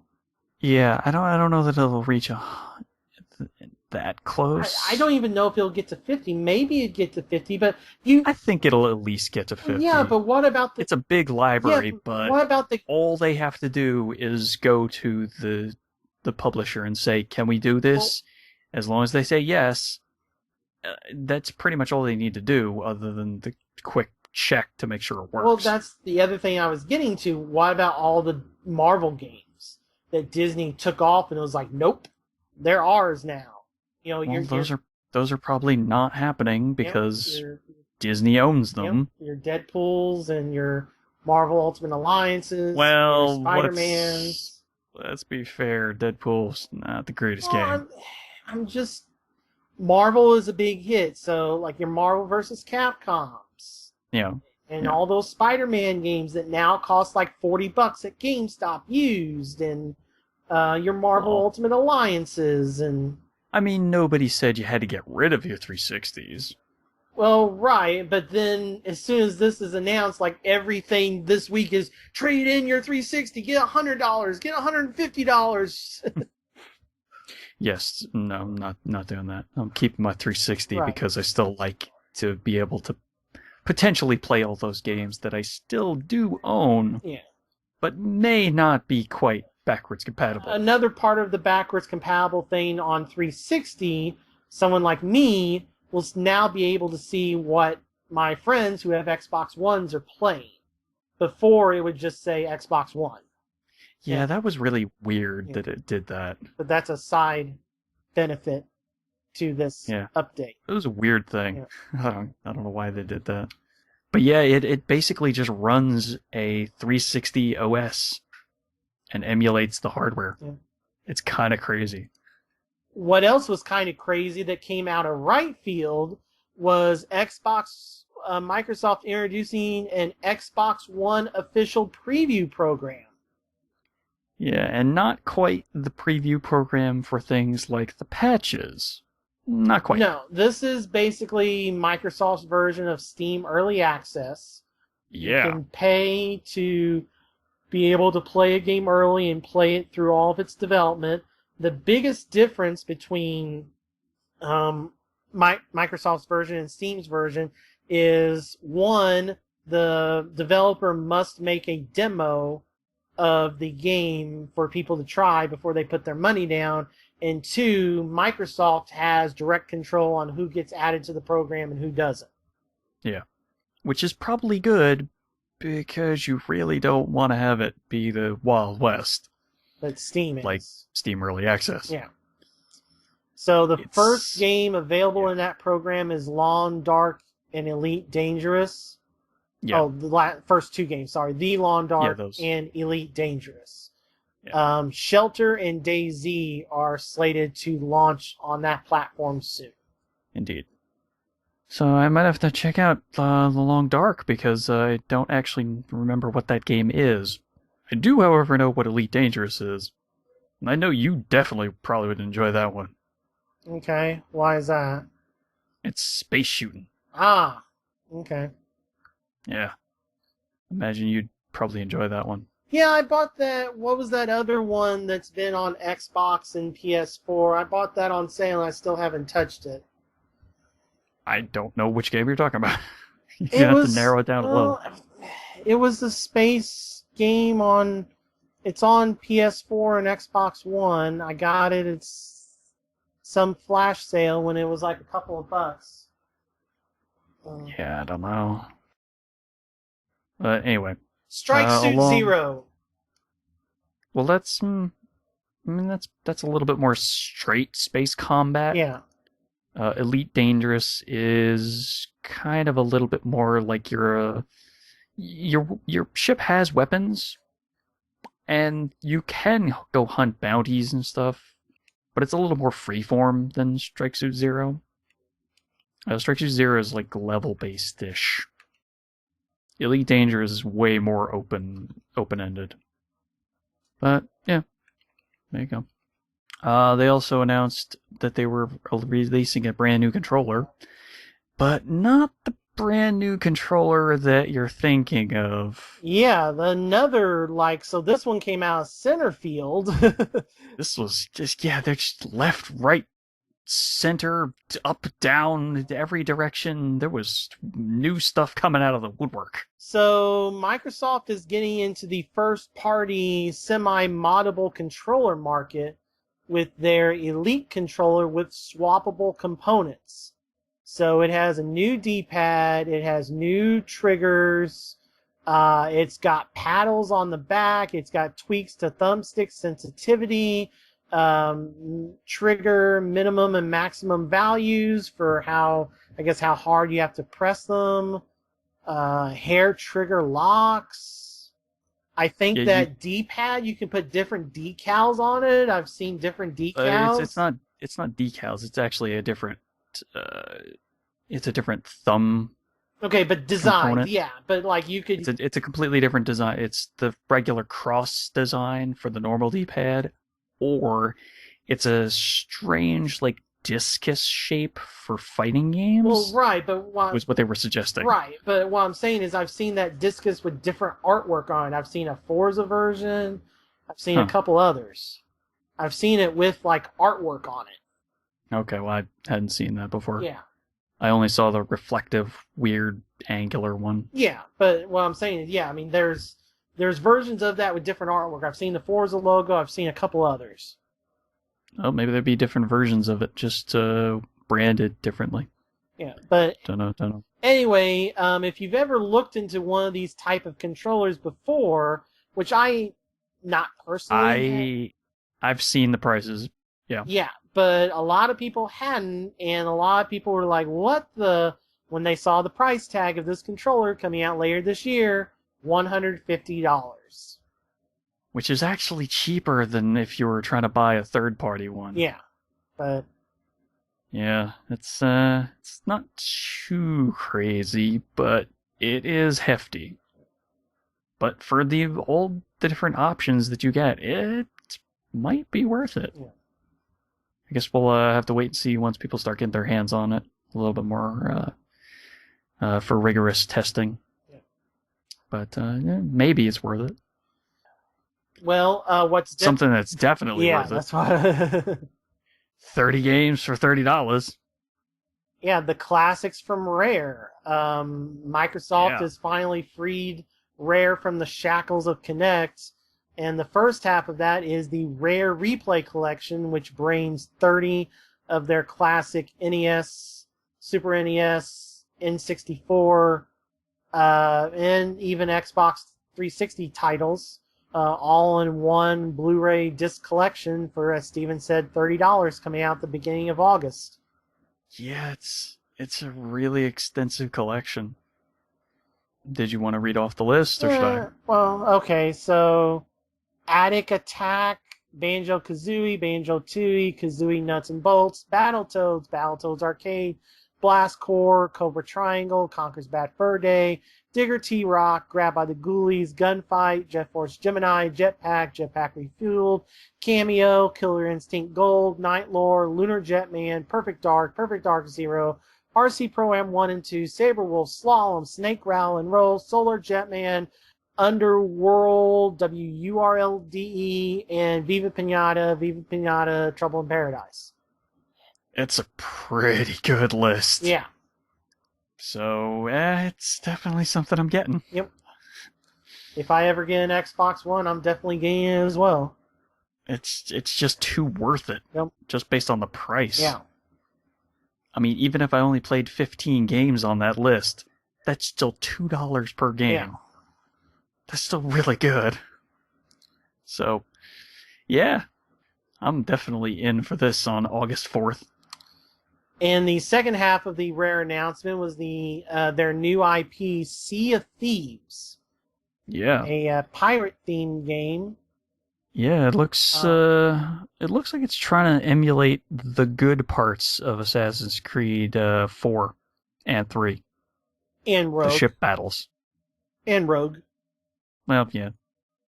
Most people didn't really play that one, though. Well, they should, because it's a lot better than Unity. It was the only good one that year. But this but seems to be an online only multiplayer game, yeah, or at least that's all they showed. But no launch date, no window, just the gameplay trailer. hey, even if it's online only, as long as I can make people walk the plank on my ship, I'm game. Yeah, they I'm did. more than They happy. did show that. Yeah. I'll make you walk the plank, that's for sure. Gee, thanks. Not you I know. specifically, just in general you. Yeah. But yeah, and then they announced the release date for Forza Motorsport 6. Yeah, thankfully they didn't drop that $500,000 whatever car Yeah, it on was the brand new Ford. Yeah, Ford GT whatever that makes its debut in the game. yeah. Ford GT something. Yeah. The GT 350. No, the Ford GT. Sorry, Yeah. because there's the other two. Because then there's the Shelby GT 350 and the F-150 Raptor. The GT's on the cover. Isn't the F-150 an airplane? No. Or is it an F-15? You're thinking of F-15. Right. Okay. The Raptor's been in the Horizon games, I'm pretty sure. I wouldn't know, because I'm really not a car person. Alright. Because I hate driving. Hey, remember when we said November 10th, Steven, was Fallout 4? Yeah. Hey, guess what? It's got company! Oh, that's unfortunate for that other game. Yeah, Rise of the Tomb Raider. Yeah, Microsoft. Yay. Good job. I mean, it looks good. You couldn't have done November 3rd? I guess not. Yeah, November 10th, Xbox One, Rise of the Tomb Raider. Yeah, I can't wait to hear Square Enix complaining about this game not selling. Except not really, because it is going to sell a decent number, just like Tomb Raider reboot. No, because remember, Tomb Raider came out in a March that was, it was the premier title in March. It sold like 3 million copies that month. It's not going to sell 3 million copies in November on the same day as Fallout. And 3 days after Call of Duty. Because Call of Duty comes out on Friday this year. Yeah, it may not sell 3 million, but it'll still sell well enough. It will not hit 1 million copies by the end of 2015. I will bet money on it because it's on one platform instead of, two platforms, I guess, counting PC. No, it's no. I think it said I think it's Xbox One only. I don't even think it's out on PC. I think it's Xbox One and 360, and we don't even know if the 360 version will come out. That game is not hitting 1 million sales by the end of December. There's no way. Well, I guess we'll find out in November. Yeah. But then they trotted out Bethesda to talk about Fallout 4 mod support for Xbox One. Yeah. And PC. Yep. So mods introduced on the PC would somehow go through some curation and then become available later on for download on Xbox One. Yeah. Todd Howard on Jeff Keighley's YouTube said that it's currently exclusive to Xbox One, although the mod support would not be available at launch. It would be added in 2016, and he would want to bring the feature to PS4 in the future, probably whenever Microsoft's payment runs out. Probably.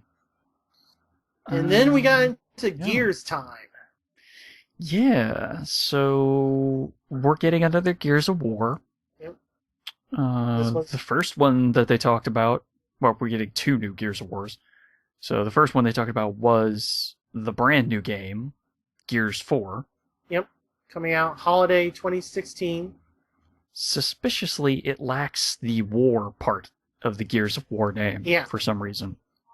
So, not sure what that means yet. But it's coming out next year. Yeah. And that's pretty much all we know. They showed a gameplay demo about 5-10 minutes or so. That's all. Yeah. The other Gears announcement was Gears of War Ultimate Edition, the full remastering of Gears of War 1, is coming out August 25th, which is a crazy day now because you have all this time in August that nothing other than the Rare collection is coming out, and now on the 25th, you have Gears 1 Ultimate Edition, Dishonored Definitive Edition, Madden, and Sony's lone new first-party game, Until Dawn. All those games are coming out the same day, August 25th. Yeah, that's a bit much on one day. Yeah, as it stands right now. So that's just crazy. But... A little bit. But the beta is currently ongoing. Yep. I'll let you guys know next week or next episode just what I thought of the beta. Yeah, it's gonna be next episode because I'm gonna be out of town next week. Right, yeah. And then characters from Gears of War 3 will be available to play as in the multiplayer. Which, I mean, it makes sense if you're gonna at least take the multiplayer from 3, which was fun enough. Still had the overpowered shotguns, but, that's fine. Yeah. And then... more next episode. Yeah, and then we have a bunch of different independent games that were showed off, part of the ID at Xbox section of the show. Oh, wait a minute. It's a 1-week public beta. Oh, when did I get into the beta? I think there might still be just a little bit of time left. Yeah. I'll have to play it tonight. Yeah. All right. So we'll get through these ID at Xbox games. The Flame and the Flood from Riverside. Yeah, I got nothing. Yeah. I don't know anything about this game. Yeah, this is another early access debut game. I didn't even notice it during the presentation. Yeah. It must have been a really quick thing. Yeah. There's also Ion coming from the creator of DayZ. Yep. That's also coming to Xbox One Early Access. Yeah, massively multiplayer online game where you build, live, and die. So it's kind of a space. It kind of sounds like DayZ in space. Yeah. Except maybe not zombies. Yeah. Just which I'm okay with that. Yeah. Because anything without zombies, I'm game to play. The most striking looking of all of the upcoming Xbox indie games, Cuphead, which has a 30s cartoon art style. Oh, it looks so good. Yep, so good. That's still coming. Found out during the Giant Bomb interview with the guy on one of their nightly shows that all of the levels are just huge boss fights. Like there's no like level into a boss fight. Everything you see is a boss fight. Huh. So there's no like platforming in and then eventually run into a boss. It is you go into the stage and it is a boss fight. Well, I'll definitely check it out once it comes out. Yep. Which, unfortunately, you have to wait till 2016. Yeah. Because it looks so good. You have a new open-world role-playing game, Ashen. It didn't make much of an impression on me. But it's coming to ID at Xbox, so I'm guessing it'll be part of the preview program? Don't know that for sure. Yeah, I don't know. We also have Tacoma, which is the new game from the developer of Gone Home, Fulbright. Yeah. This is an Xbox One PC exclusive. This was originally announced during the Jeff Keighley's Game Awards last December. It's coming for Xbox One, PC, Linux, and Mac, so no PS4. Yeah. So, first. Yeah. So. And then Microsoft announced a new IP, Recore, coming from Kenji Inafune, the original creator of Mega Man, longtime Capcom employee. His studio Concept, and the ex-developers from the Metroid Prime series at the newly made Armature Studio debuted their new game Recore, coming as of right now for spring 2016. Kind of a post-apocalyptic type game where it is a young female character and a robotic companion that is at first the shape of a dog, and then that companion in the trailer sacrifices itself to take out a bunch of enemies, and then the girl is able to take the core out and put it into a new robot body. And so it seems like the gameplay is going to be swapping that core out into different robot bodies to help you out. Seems to be some type potentially, of, combat platformer with some puzzles. 3D. So, did anyone else get the vibe from that robot dog when she put the core into the larger body that it was going to be a similar kind of experience as with Half-Life 2's Alex Vance and her robot dog? See, I don't know. I got the same vibe off that. I never played Half-Life. It seemed like that's the same kind of relationship. Okay. I like dogs. I like pets. So I'm looking forward to this. That's all I got. All right. Well, the last two things with Microsoft actually came out the following day at the PC Gamer AMD 3-hour PC spectacular they put together. Microsoft came on for an interview and announced two different things. Killer Instinct is coming to PC with Xbox One crossplay, and the Gears of War Ultimate Edition is also coming to PC. Yeah, it's been a long time since Gears was on a PC. Gears of War 1, the port of that, yeah. The Gears Ultimate Edition on PC will have 4K resolution, DirectX 12 support, unlimited refresh rate, and some visual upgrades from the Xbox One version. Which, that sounds fine. They did not say a release date, though, for the PC version. Yeah, because I'm guessing they're probably going to want to take their time on that. Yeah. All right, so... that brings us to EA. Yeah, who's continued the trend of, hey, let's announce something bright and new right at the beginning. We got a cinematic trailer of Mass Effect Andromeda, the new Mass Effect game coming out holiday 2016. And pretty much if you go back and read the stories about that survey that leaked out, pretty much everything in that is what this game is. Meaning it takes place light years the Andromeda Galaxy, which is the next galaxy away from the Milky Way, so it is completely separate from the... It is unknown at this time where it takes place in the Mass Effect timeline, but it is going to be a completely new universe, new races, or potential new races. I mean, the Mako is back. Well, they'll introduce new species and new alien races, but I'm guessing we're still going to see some returning favorite races. Well, possibly. I mean, it is a different galaxy. Like, everything in Mass Effect did take place in the Milky Way galaxy. So, now this is the Andromeda Galaxy. So, it's... Yeah. I have to think that there will be some Asari in this new universe, too. Yeah, I mean, we don't know for sure. You are limited to male or female human once again.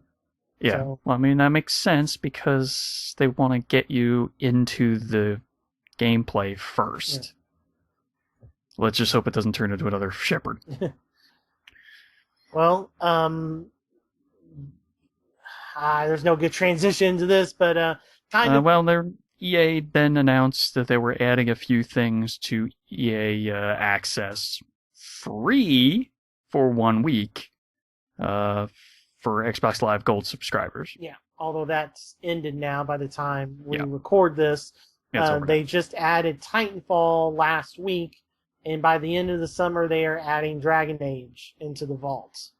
So any game in the vault, as long as you're a subscriber, which is $5 a month or $25 a year, You have full access to those games once you download them, and you can play them as long as you're a member. You also get 10% off any DLC purchase related to an EA game, or 10% off anything digital EA related, be that a game download, DLC, packs for Ultimate Team, whatever. Yeah. So.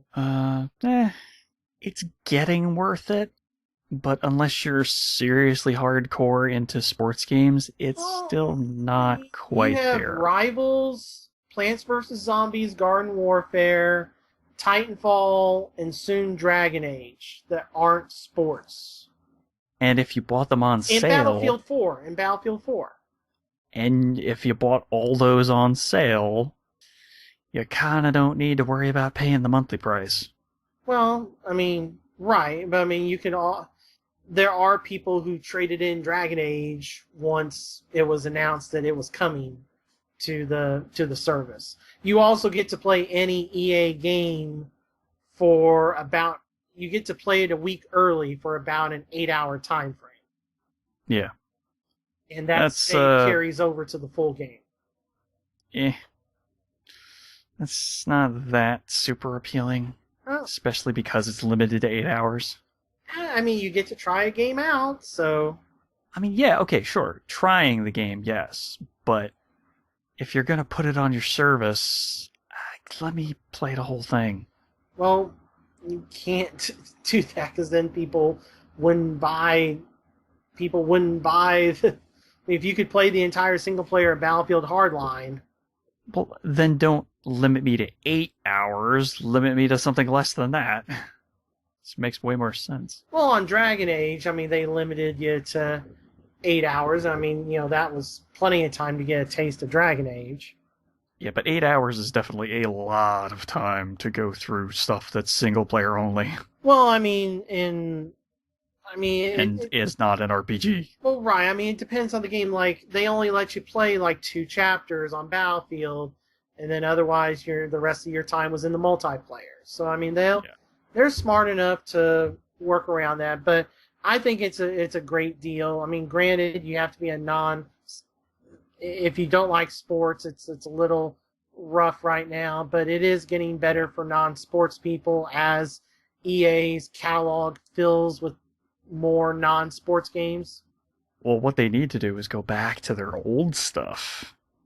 Maybe do some ports and make those exclusive to the Vault. Gosh, if they did that, you know how much of an outcry there'd be. Hey, they're still available for everything else, but that would tip the edge. I'm just saying. Alright, well, moving on, we got a gameplay trailer of Mirror's Edge Catalyst and a release date for it, February 23rd, 2016. Yep. Confirmed no guns in the game. Well, no guns for Faith. For Faith. So. That was an achievement/trophy in the original game to be able to go through the entire game without firing a shot. Which you kind of wanted to do because those guns were bad. Yeah. And then the star of the show for EA was Unravel, a 2D game with a yarn-based character, a platformer from a Swedish studio, and the poor guy came out on stage after the trailer ran and pulled out He was so nervous. Yeah. Pulled out the yarn, the puppet version that somebody, sewed together for the show. And I think they had it at EA's booth because I saw Brittany from BlondeNerd.com holding it. So I think they had it at EA's booth. Yeah, I think so. Yeah, so it's Xbox is a EA Partners game, which is still a thing. Apparently. It's coming out for Xbox One, PS4, and PC. Yeah, it looked fun. Yep. It looked fun. Yep. You do not have a release date yet. No, not yet. I'm guessing it can't be too far off. Maybe a year at the most. Yeah, I mean, it basically is taking the place of the Ubi Art games from last year, when you had Child of Light and Valiant Hearts, or 2 years ago, whatever. I mean, those games kind of were some of the highlights of Ubisoft's press conference, and now a similar style artistic game is the highlight of EA's conference. Yeah. Unless maybe you're a big Star Wars person like our friend Flesh Ribbon, or the only other person I know big in SWTOR, and I don't know her personally. There's a cosplayer that is big into SWTOR, but Star Wars: The Old Republic's next expansion comes out October 27th. Knights of the Fallen Empire. Yeah, it's extremely story focused. Full full voice, BioWare level storytelling. Seems to revolve around two twin brothers, going by the trailer that was shown, the cinematic trailer that was shown. Yeah, pretty sure. And it looks like maybe one of them is going dark side, one of them is going light side. Hard to say. Yeah. It was a little unclear about what was going on exactly in that trailer. 5 new companions. There are also your old companions, and there will be chances to either stay favorable to your old companions or betray them, and all kinds of interesting alliance things. So. Yeah. They also smoothed out some of the grinding from the early game to let you get into this new expansion a little faster. So, yeah. Anything that makes for less grinding is A-okay in my book. Yeah, and then going along with the theme of May, June. So many mobile games. Well, I was going to say card games because I was going to throw Gwent in there as well. EA, and also like Steven said, for mobile, EA is doing a Star Wars mobile collectible card game. Yeah. So, I don't know. I guess we'll hear more about that eventually too. Yeah. And then we get into the sports portion of EA's press conference, and oh my god, why did they keep teasing us every 20 minutes? Like, hey, get ready, Star Wars Battlefront, right? Star Wars Battlefront. Yeah. Hey, it's coming up at the end of the show in 20 minutes. Don't worry. It's like, seriously, you need to stop teasing this. I'm going to break something. And they showed the trailer of that at the end. There's not really a whole lot of news to it. I mean, it was a gameplay trailer. I know, it's just the fact that they kept teasing it throughout the entire EA press conference. I'm like, really? That seems kind of dumb. Well, they were live on Twitch, and I guess they did not want people to tune out. But I think people tuned out when they started focusing on football for so long. Well, the Pele soccer, yes, the Pele, soccer. Yeah. When Pele came out, that segment ran long and caused the whole show to run long, which caused Ubisoft to start late, and so there's a lot of design upgrades that are being shared across all the EA Sports games this year. They were introduced somewhat in Madden last year, but essentially, the entire time you're playing the new sports lineup from EA, it will have button prompts on all the players as what the game recommends to do for the most success at that particular moment. So you will see pass or shoot or various icons depending on the game suggesting, hey, if you want to get a favorable result, you should hit this button now. Yeah, it's got to give you suggestions for what you should be doing. Yeah. So that's what's happening across all the games. FIFA's doing a whole bunch of physics stuff and adding the top 16 women's national teams. Yeah, that's right. That was the other thing they were adding.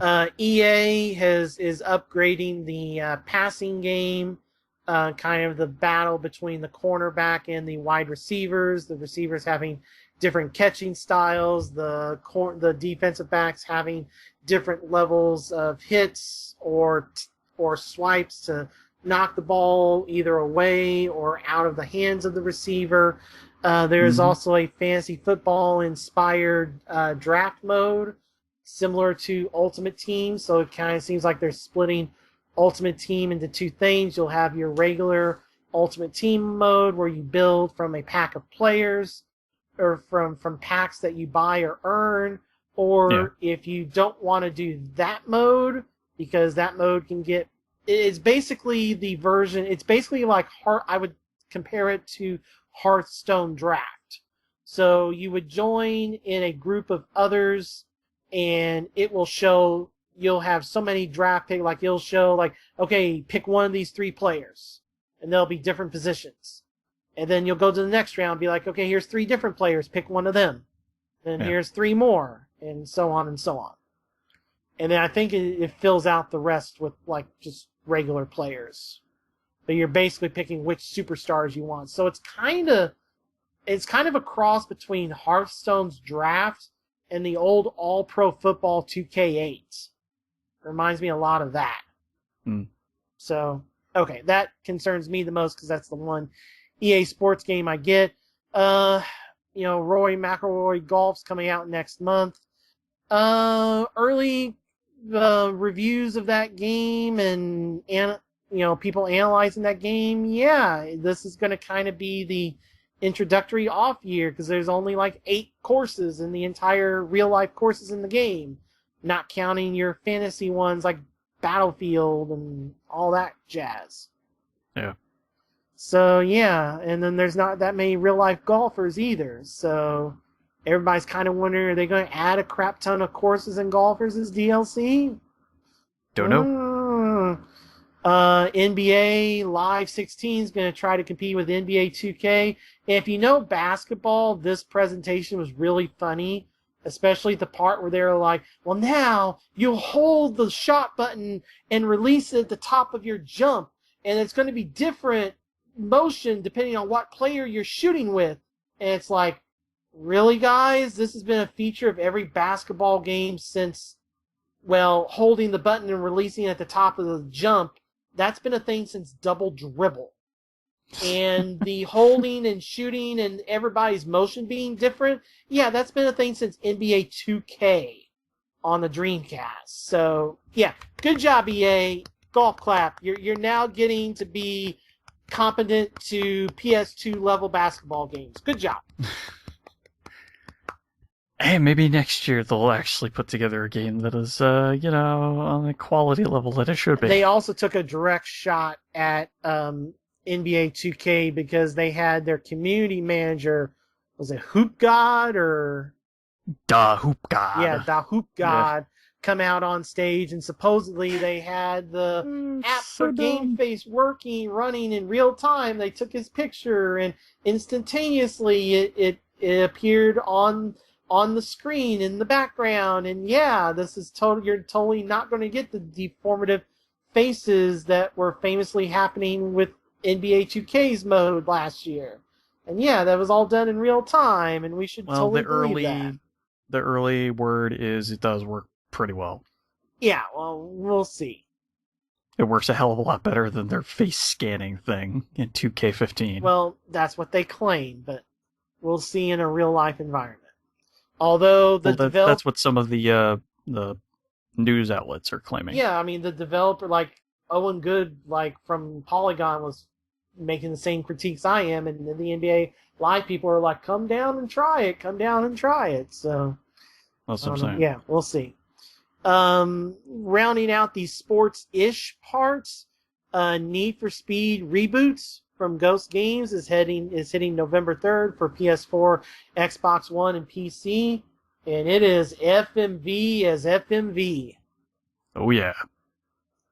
Yeah. So some people are very happy about that. Yeah. So check out some clips of that if you're interested. Seems like there's different clicks that you'll have to do different things while driving to get enough rep or whatever to advance through the... Seem to take the FMV from like the original Most Wanted, and it's got a scoring-based system similar to like Rivals, and it's supposed to have the full car customization that Carbon and the original Most Wanted had, and the open world-ishness of Most Wanted 2012. Yeah. So we'll see if that all comes together.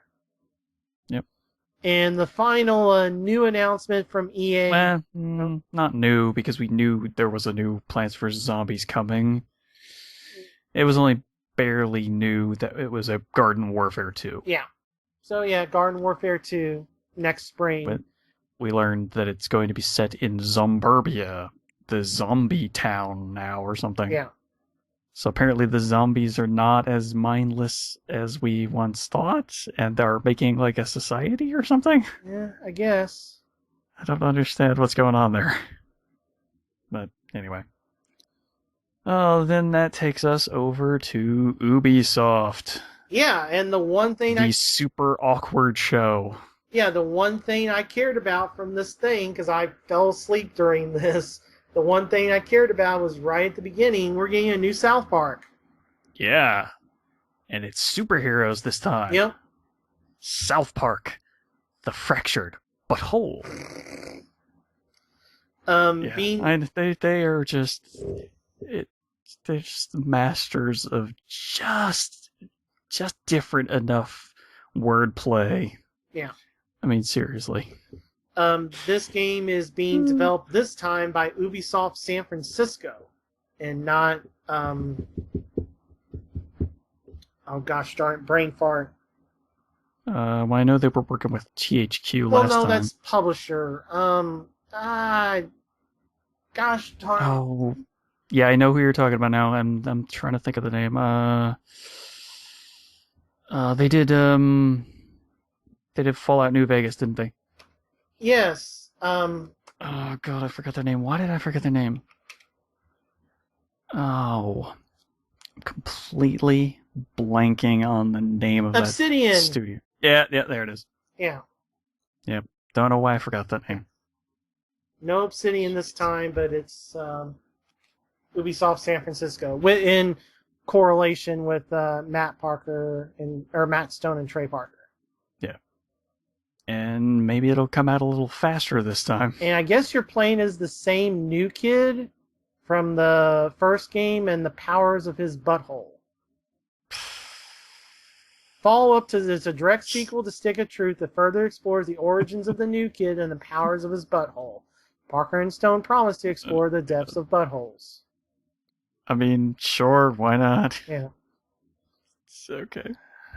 Alright, so... Then we got the brand new game announcement, For Honor. FOR. Yeah. A multi... It's sword fighting. Yeah.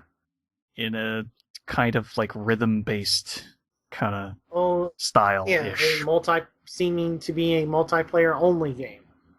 It's probably bots in there for like a single-player thing, but the only thing they showed off was a 4v4 match. Yeah.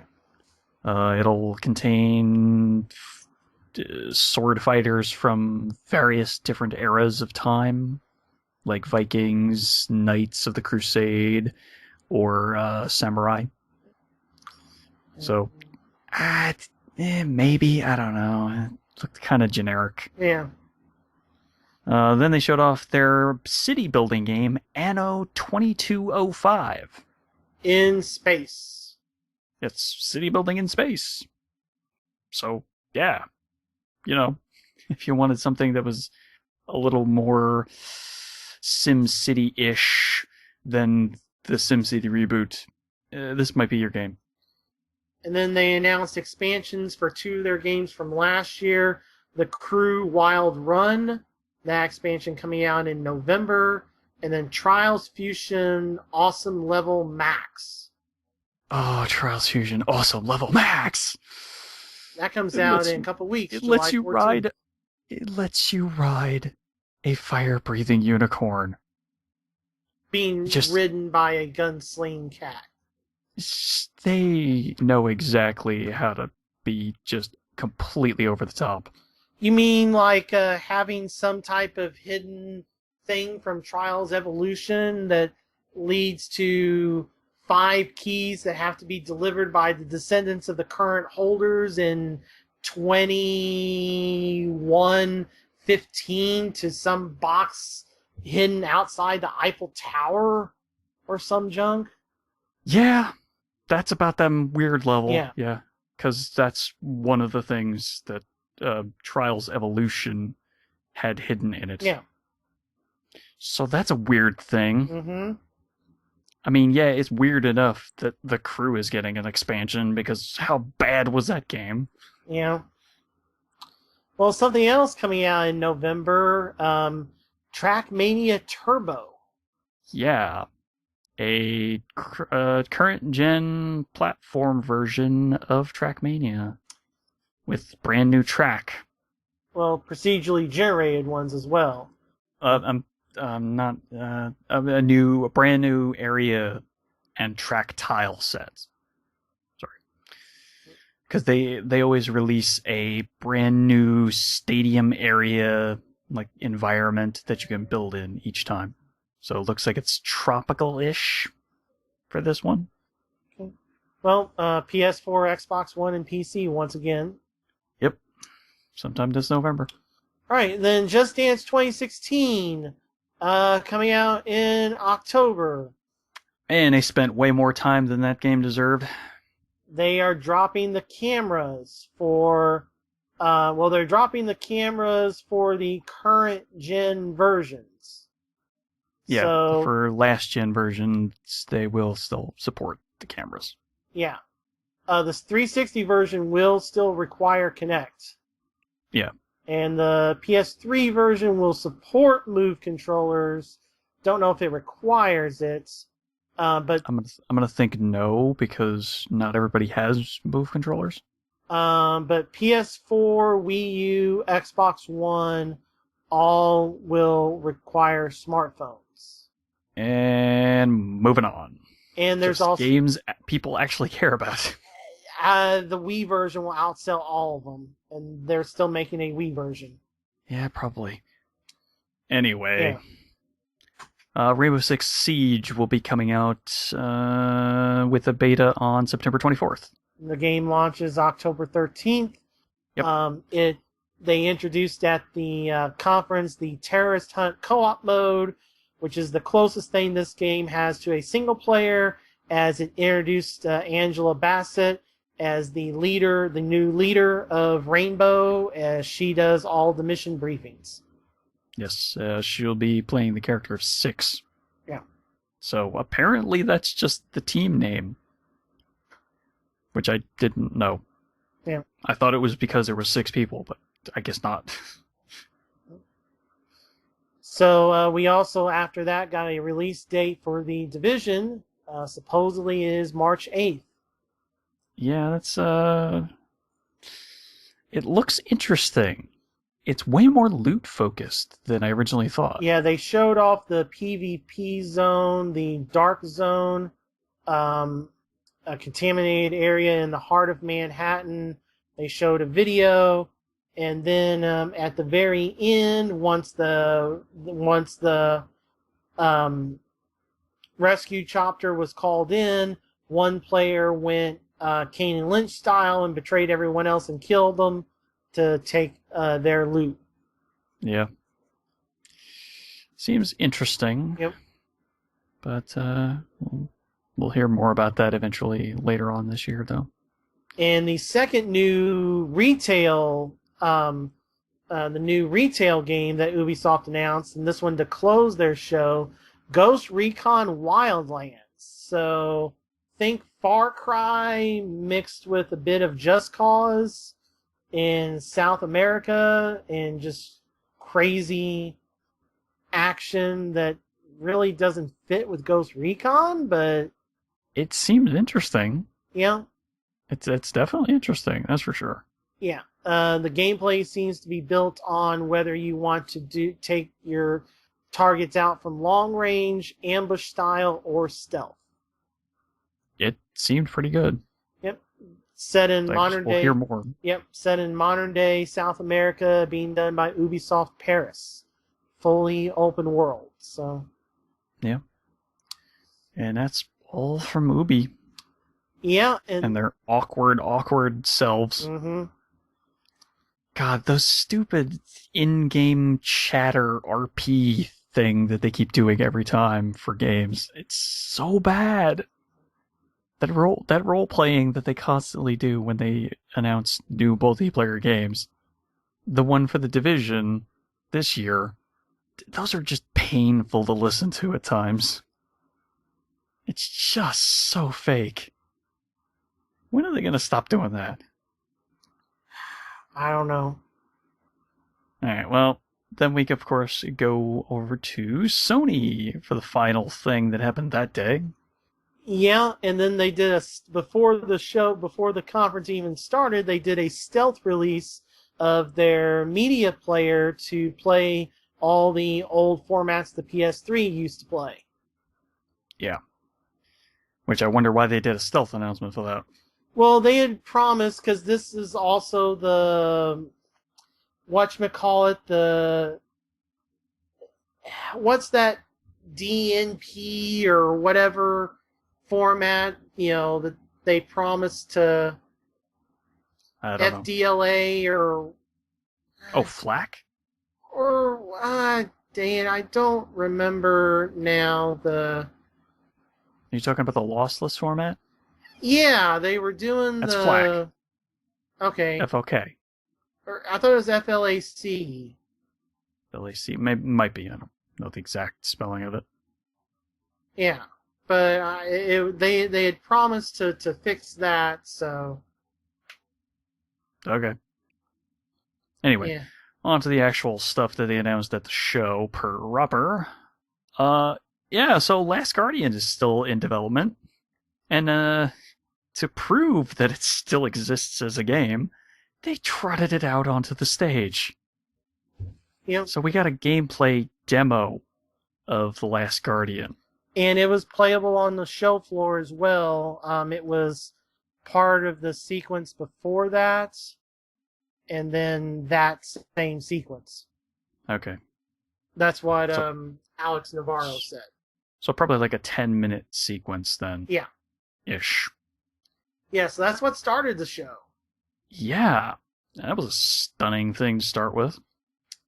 And But at least they did say it was still in development, and apparently it's still in development, and it should be coming out sometime in 2016. Yep, they promised it's coming out 2016, so... We'll see. Yeah. Another 2016 game, which is quietly one of the best, getting a lot of Best in Show awards. We have This game looks so good. Yep, Guerrilla Games' new IP, Horizon Zero Dawn. It looks so good. Yep. Robot dinosaurs, man. Robot dinosaurs. So basically, take Monster Hunter, Enslaved, and some other stuff, and mix it all together, and It seems like a post apocalyptics. yes, A post apocalyptic scenario. yeah. Where things are starting to be on the rise again. Yeah, I mean, humanity's a bunch of tribes, and the animals out there are all robotic. You don't know how they came to be. Well, from what we've seen. Yeah. It's interesting, to say the least. Yep. And the demo that they showed was a young woman who is most likely your It is the main character. protagonist. Yeah. Continuing the trend of E3 2015, strong female protagonists. Yeah, a lot of female leads in this year, which was good. Or optional in the case of Bethesda's games. Yeah. Yep. And they started off with her hunting down a bunch of, I'm guessing, grazing animal robots, which apparently generate some sort of energy that she was looking to harvest. There's also a different way, like when they showed the game to press at Sony's booth behind closed doors, they did that a different way. They set up a bunch of bomb traps and then shot into the air to spook that herd, and then the herd ran into the traps and then all blew up. Oh, nice. And she took all the stuff. So seemingly like a little bit of open worldy type flexibility on that one. Action RPG, Good. Yep. Yeah, sounds really good. Looks really good. But the question is, what is Firewatch? I'm gonna have to get back to you on that one, because all we really know is it's first-person-ish. First-person adventure games coming out, and Giant Bomb has had some fun with the developers of it, is the reference that I was making, and Steven I know. was. Well, No, I I'm know. telling the listeners the joke. I know, but I'm letting you know I got the Yeah, joke. I know you got the joke. I was not playing onto it. No, I knew you got the joke. I could tell from your voice. But yeah, it's in development for Linux, Mac, and PC. And PS4, which would be its console debut. Yeah. And then Media Molecule showed their new game, which in traditional within What is Media it's Molecule. a thing? Yeah, It's a thing. It's called Dreams. yeah, you kind of mold and paint these things, and you can do all kinds of crazy stuff with it. It's some kind of creation tool, as far as I can tell, and that's about all I got out of it. Yeah, they claim that you'd be able to use the tool set to create a game, a play, a musical, or performance. I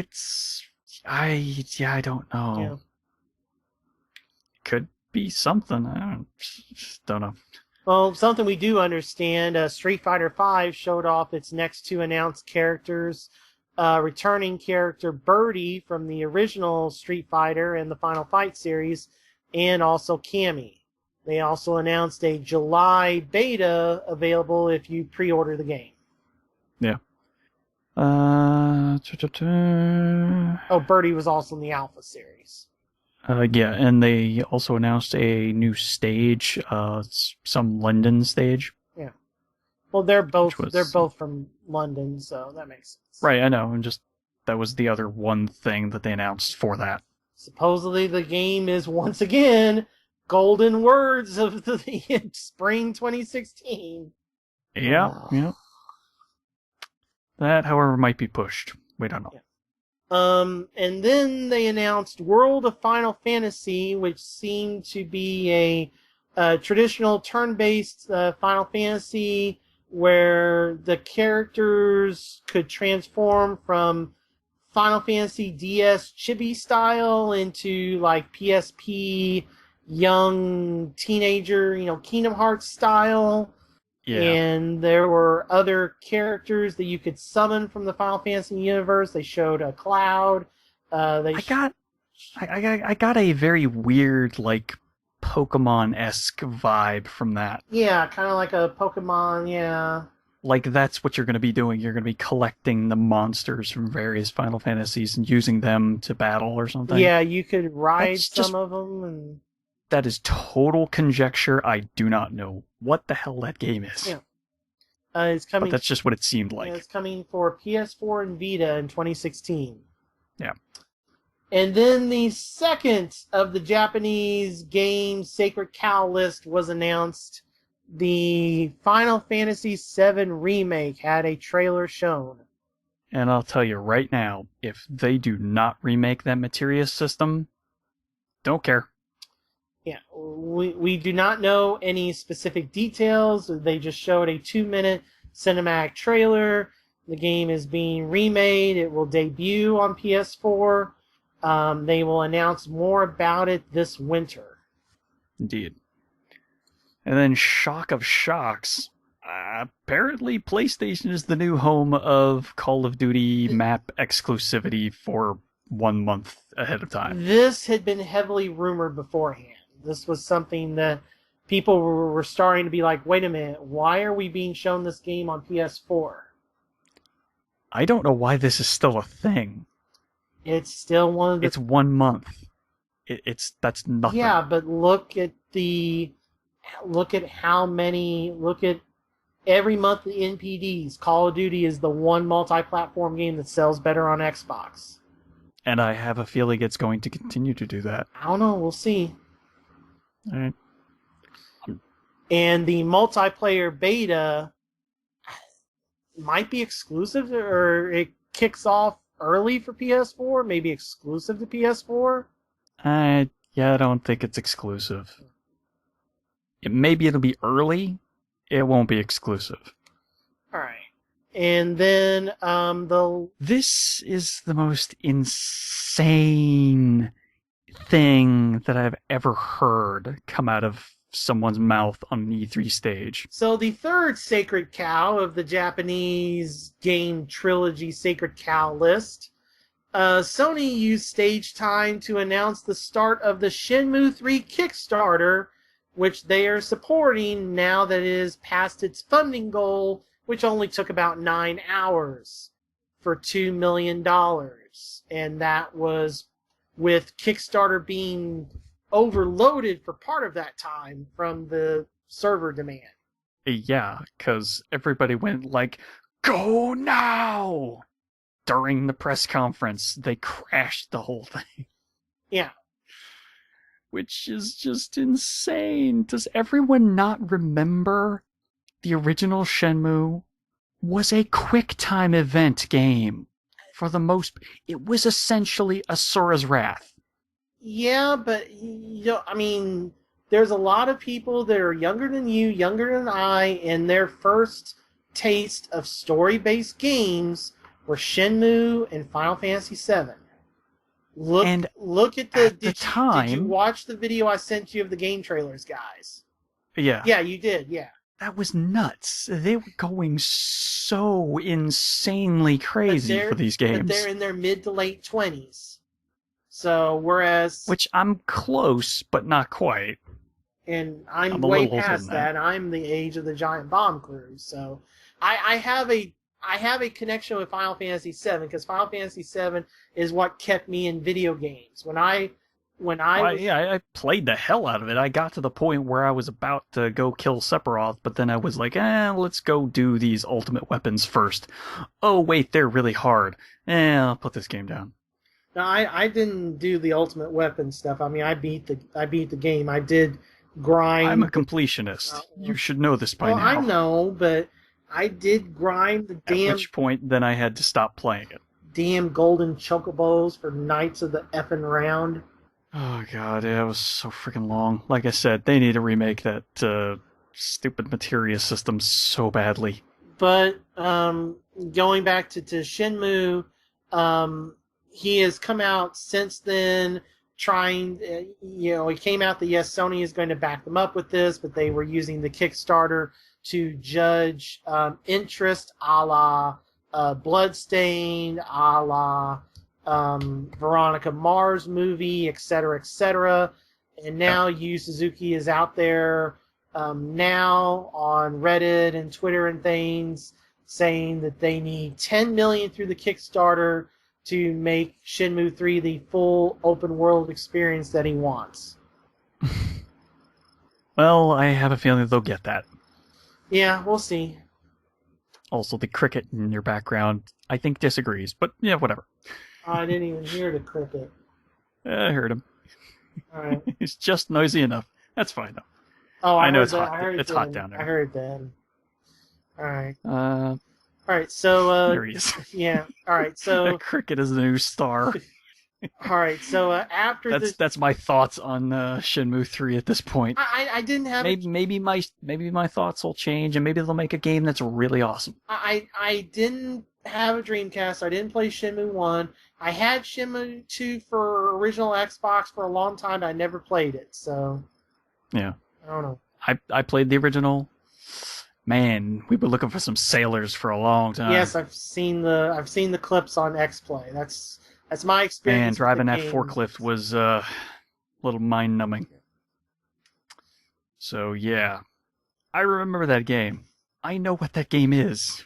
So unless that game is very different from the original, probably not getting it.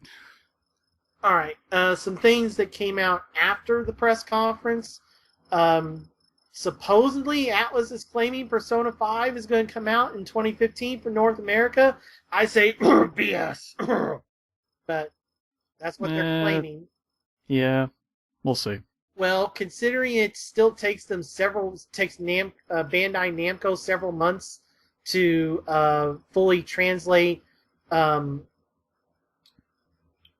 Tales games, and the fact that it's taking them about 4 to 5 months to localize Persona 4 Dancing All Night, because the voiceover for that was finished like the March-April timeframe. It's not coming out in America until the end of September.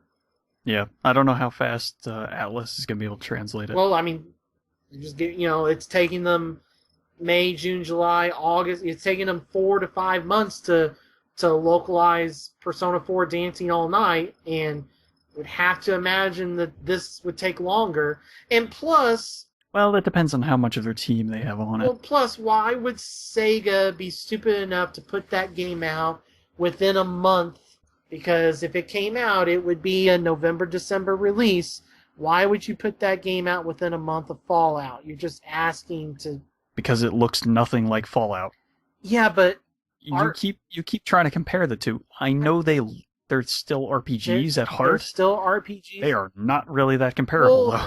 But the problem is you're going to run into what Kingdoms of Amalur did, and it came out 3 months after...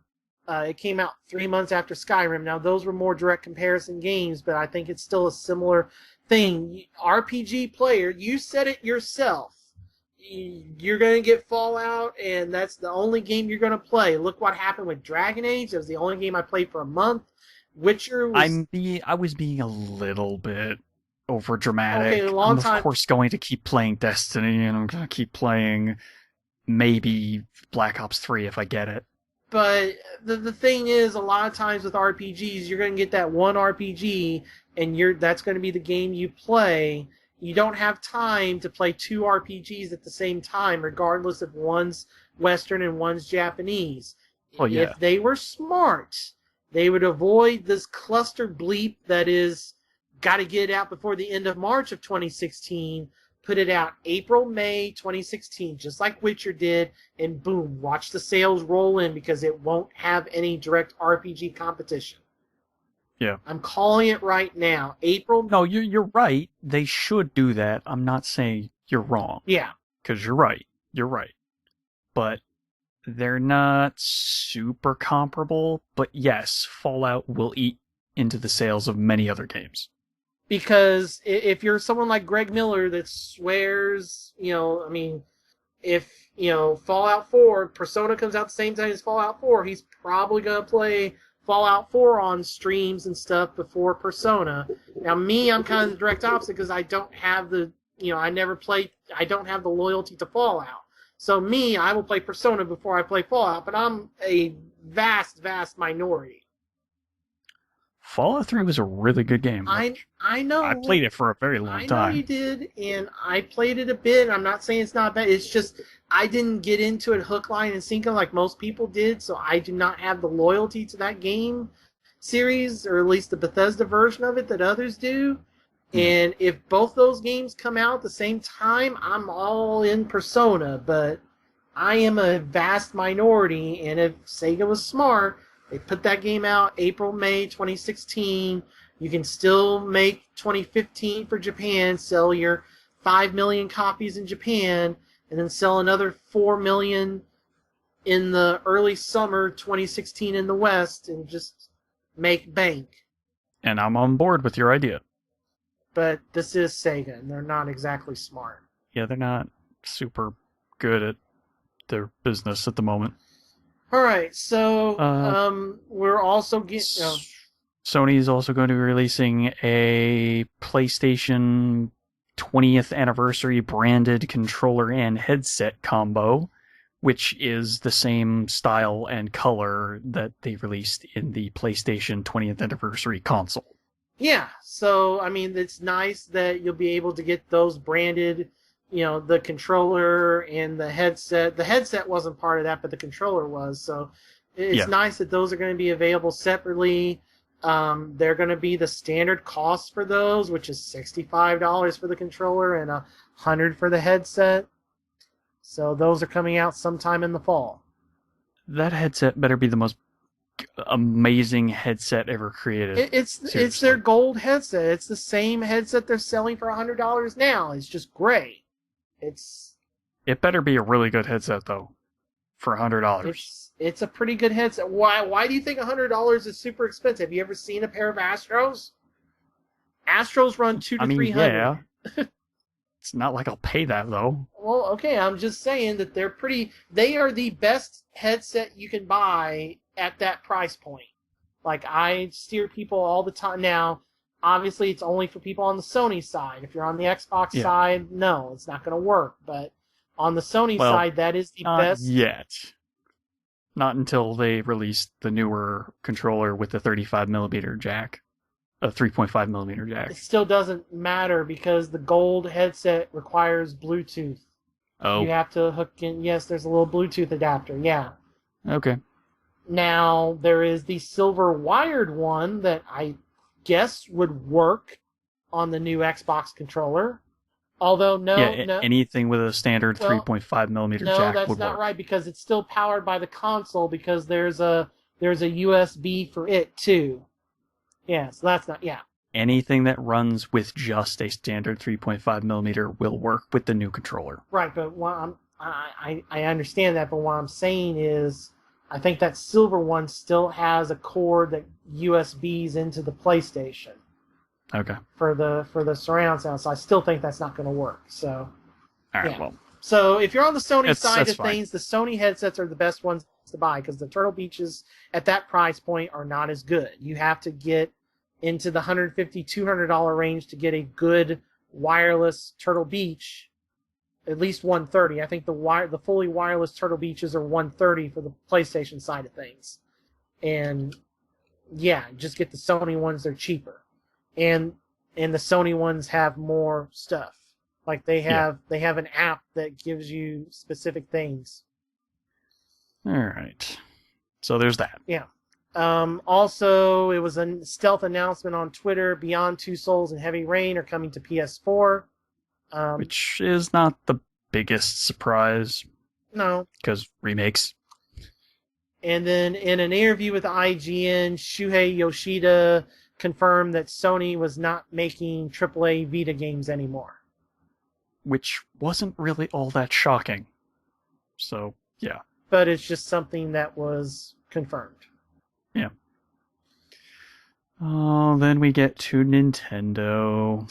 Yeah, which started their broadcasts early Sunday or mid-Sunday afternoon with the Nintendo World Championships, and they had some announcements. Yeah, and that's where the good news came out of, really. Yeah, the three main announcements from there. Earthbound Beginnings, which is Mother 1, came out as a Wii U Virtual Console game for $7. Yeah, I still really don't understand why they're not making those available for 3DS as well. I don't sell Wii U's. Yeah, but wouldn't you want to sell more games too? I don't know what to tell you because it's not just that. It's like you said, there's no Super Nintendo, no GBA. And the GBA games make sense for a mobile platform. I don't know what to tell you. It's Nintendo, why? Listen to things like this. Things that are obvious. They also announced the 7 Amiibo coming this fall.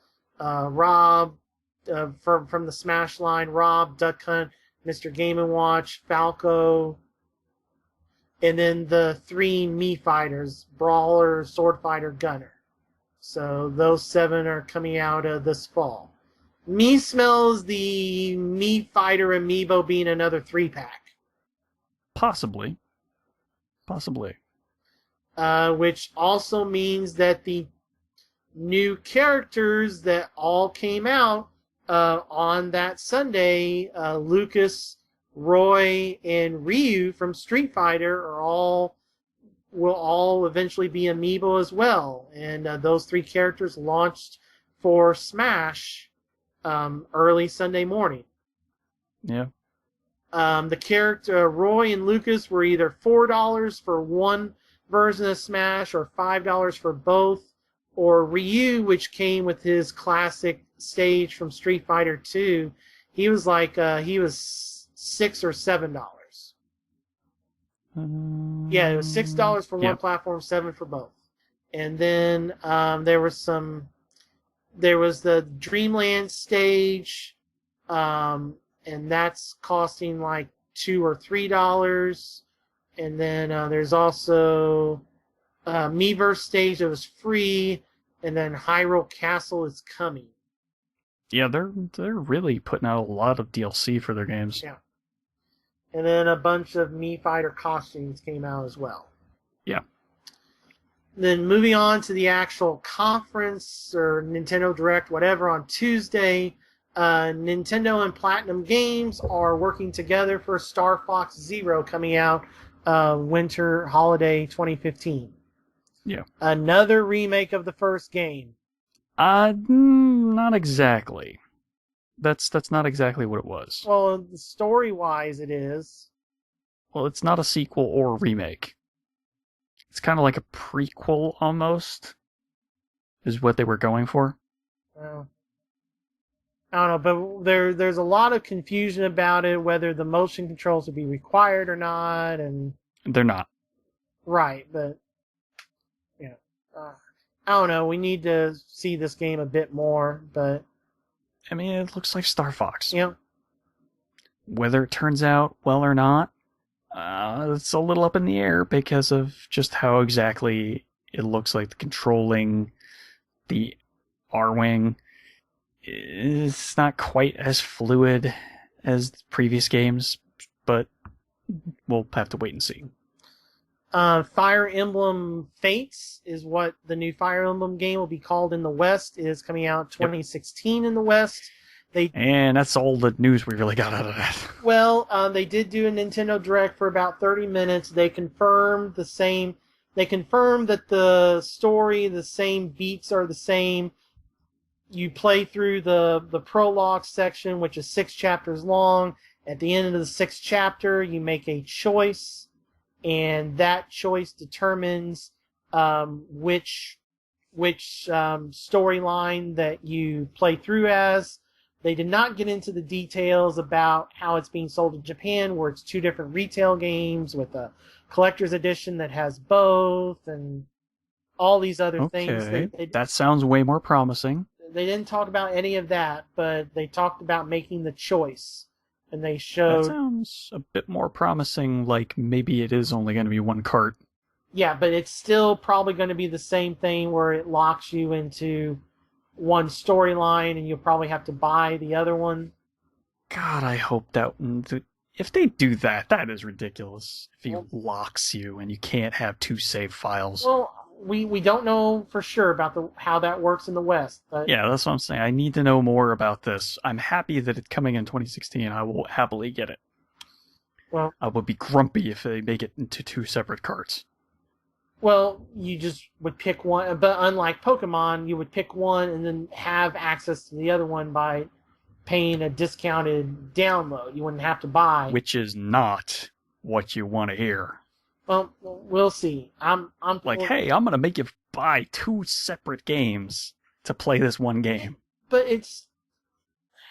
we had this argument when it came out, but but when it was first announced. But if it's like, okay, I get one. I need more.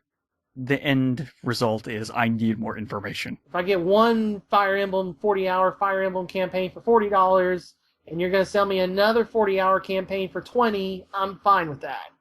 But we shall see. And the other reason why 2016 is the year of Fire Emblem is the long in development Shin Megami Tensei Cross Fire Emblem RPG for Wii U is coming out in 2016.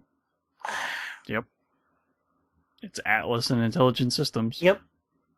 And I'll have to send you that link to the 40-minute presentation. It seems the gameplay seems to be very similar to Shin Megami Tensei's kind of persona, but the Fire Emblem comes in. It seems like the characters you summon are Fire Emblem spirits and not demons. Which could be okay, as long as the whole demon capturing mechanic is nowhere to be seen. The game's also much brighter than most Shin Megami Tensei games, almost a Persona level 4 level bright. It takes place in modern day Japan. The game is very heavily focused on Japanese music idols. They're either good or evil, and the music correlating, between the two. So. Hey, Japanese pop music. Yep. It's an interesting thing. Yeah. Then we got our first official announcement of when we're going to be playing Super Mario The Maker. rebranded Super Mario Maker. Indeed. It's coming out September 11th. Yep. Which maybe not the best day. You know what are people? I'm just saying, maybe not the best choice of day. I understand that, but this is going to come up every few years when September 11th comes out on a Tuesday or a Friday. Yeah, I know. It feels insensitive, even though I know it's not. You know, it feels like it is, even though I know it's not intentional, and I know it's not a slight. I know it's not, but it just feels like it. All right. Well, the biggest surprise revealed in the game is that you will be able to generate power-ups that turn Mario into various other Nintendo characters, which unlock by tapping their respective amiibo to the pad. Yes, and the only difference is the visual look. Yeah. That's it. So you can turn, and sounds. So, like, if you turn Mario into Link, it will make, Zelda sounds when you collect coins or, when you get to the end of the level. Yeah. But other than the visual and sound look, that's all that's different. Yeah. They don't move differently. Yeah. They don't function differently. Yeah, they showed Wii Fit Trainer. They showed Marth. Or no, Lucina. Yeah. It was Lucina. They were using a couple different characters as their transitions through the Direct. Yeah. Which was kind of funny. Yeah. Because we originally only thought those were just transitions they made specifically for the Direct, which was really... It was a fun Direct, just for the in-between stuff. Yeah. Especially for the Puppet Miyamoto, Reggie, and Iwata. Yeah. Those were super fun. Those Muppet versions of them. Yeah, they were Jim Henson official Muppets. Yeah, those were pretty good. I liked it. All right. Another surprise game, again, coming out this holiday. So really everything Nintendo showed, other than the Fire Emblem stuff, was this year. Yeah. Mario Tennis Ultra Smash coming to Wii U this holiday. The big feature of it is randomly mushroom power-ups will come out, and if you collect them, you turn into the super version of the character. Yep, and the super giant versions. Yeah. Yay. It seems alright. Seems like a tennis game. Yep. The next Mario and Luigi RPG for 3DS was shown is Mario and Luigi Paper Jam for 3DS. It's a mix of Paper Mario and the Mario and Luigi series. Yeah. Now, this is wrong. It's not being made by Intelligent Systems. It's being made by the Mario and Luigi people. Which I don't know who those... I don't remember which team that was. I just saw it today. Alright, well, anyway. Yeah. While you're looking that up.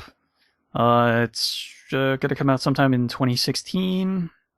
Though we don't exactly have a perfect release date for that. But it looks fun. Looks like a nice mix between those two series. Then we also got word of when Yoshi's Woolly World is coming out, and that's October 16th. And they made actual yarn Yoshis, and they look awesome. So that was a real fun thing to look at, see how those came about. They also announced Yokai Watch, Level 5's brand new game for the, was it DS? Right? 3DS? Huh? I want to say, yeah, it's 3DS. Yeah. Level 5's Yokai Watch will be coming out. We didn't get a date, actually. Just, it's in the fall. It's this holiday. Okay. Sometime. Yeah. There it is. And it's Alpha Dream. Alpha Dream's the team? For paper, yeah. They're the Mario and Luigi people. Okay. Because Intelligent Systems is kind of busy. Yeah, they're doing a few games, aren't they? They've got a couple Fire Emblem games. And they just put out Codenames Team. So, yeah. They're a little busy right now. A little bit. But yeah, Yokai Watch will be a Pokemon-esque game where you capture yokai, Japanese monsters. Yeah, it's unknown how well this game's gonna do because it's heavy into Japanese culture. But this is like the new. I mean, this is the new would Pokemon know. there. You would kind of understand what some of the yokai are, because you should at least know what a kappa is, right? No. That's unfortunate because it's like a water imp with like a saucer on its head all the time, and the saucer always has some water in it. And the legends are always like, if you spill the water out of the kappa's bowl, they either die or they're unable to move correctly. The Japanese culture is interesting when it comes to their monster designs. So I'm interested. Then they also announced Animal Crossing Amiibo Festival for the Wii U, which is Mario Party without the mini games. Yeah, it looks like an actual fun board game thing. It kind of gave me a little bit of a Game of Life board games vibe. And the game itself is free. It requires the 4 specific amiibo to play with it. Isabelle, Tom Nook, KK Slider, and Mabel. Which are also coming out alongside the game. Yeah. Then we got... Yeah. Go ahead. Then we got the release date for Xenoblade Chronicles X, which will be launching on December 4th. In the West. It's already out in Japan. Yeah. For North America, yes. Yeah. Well, in case people are insane enough to have Japanese Wii U's to import it. Well, I mean, yeah, but then if you don't understand Japanese, that's kind of rough for an RPG. Yeah. Then, of course, we're getting a port of Hyrule Warriors Legends, which is coming to 3DS. Yeah. And then introducing 2 new characters from Wind Waker, Tetra, and King of Red Lions. And if you connect the 3DS version to the Wii U, you will unlock those characters to play in the Wii U version. Indeed. Something that's interesting. I'm not exactly sure how this is going to function, but we're getting a brand new Legend of Zelda game for 3DS. The Legend of Zelda Triforce Heroes. You can either play it one player with the other 2 links, because it's 4 swords but with 3 links. Because, which is really odd choice, but well, alright. They said in an interview that you couldn't do 4 because it would be too tall for the 3DS screens. So they had to limit. That's just such a weird reasoning for limiting it. That's what they said. Such a weird reason. But anyway, so the game, if you play it one player, the other 2 links you can control via the touch screen, or you can do 3 player, either local or online. But it must be with 2 other people. You must have 3 players. If somebody drops for whatever reason, the game automatically goes to a game over screen and saves, and you have to either start over with 1 player or reconnect for 3. Oh, so it's a roguelike. Interesting. I don't know if it's... Well, what do you mean? Well, if you die and then you have to start over completely, that's... Well, no, not completely. I mean, it'll save, the game will stop, and it won't let you restart until you're by yourself or you reconnect for a 3-player game. You either play it 1 player or you play it with 3. That can be either local or online, but you must have 1 or 3. You cannot do it with 2. That came out in an interview today. All right. Well, there's that. Yeah. Also on the Amiibo horizon, Nintendo is doing a little interesting thing with Skylanders Superchargers. They're creating some hybrid Amiibo figures. And these 2 are actually going to be made by Activision, because they're in the starters. So Bowser's is in one of the sets. And then, so the 2 Nintendo sets will have either Bowser, the Wii and the Wii U set will have either Bowser or Donkey Kong in the starter pack. And as Steven was mentioning, these are hybrids. You twist the bottom and they turn from a Skylander into an amiibo. Which I guess there's just 2 chips in there? Uh, That's the only thing I could think of. I don't know. But, yeah, so those are exclusive to the Nintendo platforms. Yep. And there you go. And that's the only way to get them is from those starter sets. So you, good luck if you have a kid that wants both. Yeah. Then we got our first full look at Metroid Prime Federation Force. Yeah. So what caused the most interesting? Yeah. So this is basically a multiplayer spin-off to Metroid Prime. It's a shooter using, it's basically a multiplayer shooter. And the debut of the game, although it wasn't branded Metroid Prime, was the Blast Ball minigame that is included. That is 3v3 that was shown off at the Nintendo World Championships. Yeah. So there is the, main game where it's the multiplayer shooter co-op, and then there's also the Blast Ball mode. I need to see more of it, I guess. I was not super impressed, but yeah, not that bad looking so far. But I need to know more. I could care less about this game. I'm not going to sign a petition calling for Nintendo to cancel it, but I'm just not. Yeah, that was maybe the most drastic thing that happened as soon as it was released. The information was released. Yeah. It's like, really? You're going to sign a petition that says you should cancel the game? How about you wait and play the game, maybe? Because that's like a drastic thing. Yeah. All right, and that gets us to the final press conference, not counting the PC one. We already touched enough of that. We'll touch some other things with PC, but we're not going to go blow by blow with it. So the last conference we're going to care about is Square Enix. And they started it off with Just Cause 3, coming out December 1st. That was a hell of a bang to start off with. Yeah. Maybe not the best narration of the trailer, but just the crazy... It was weird.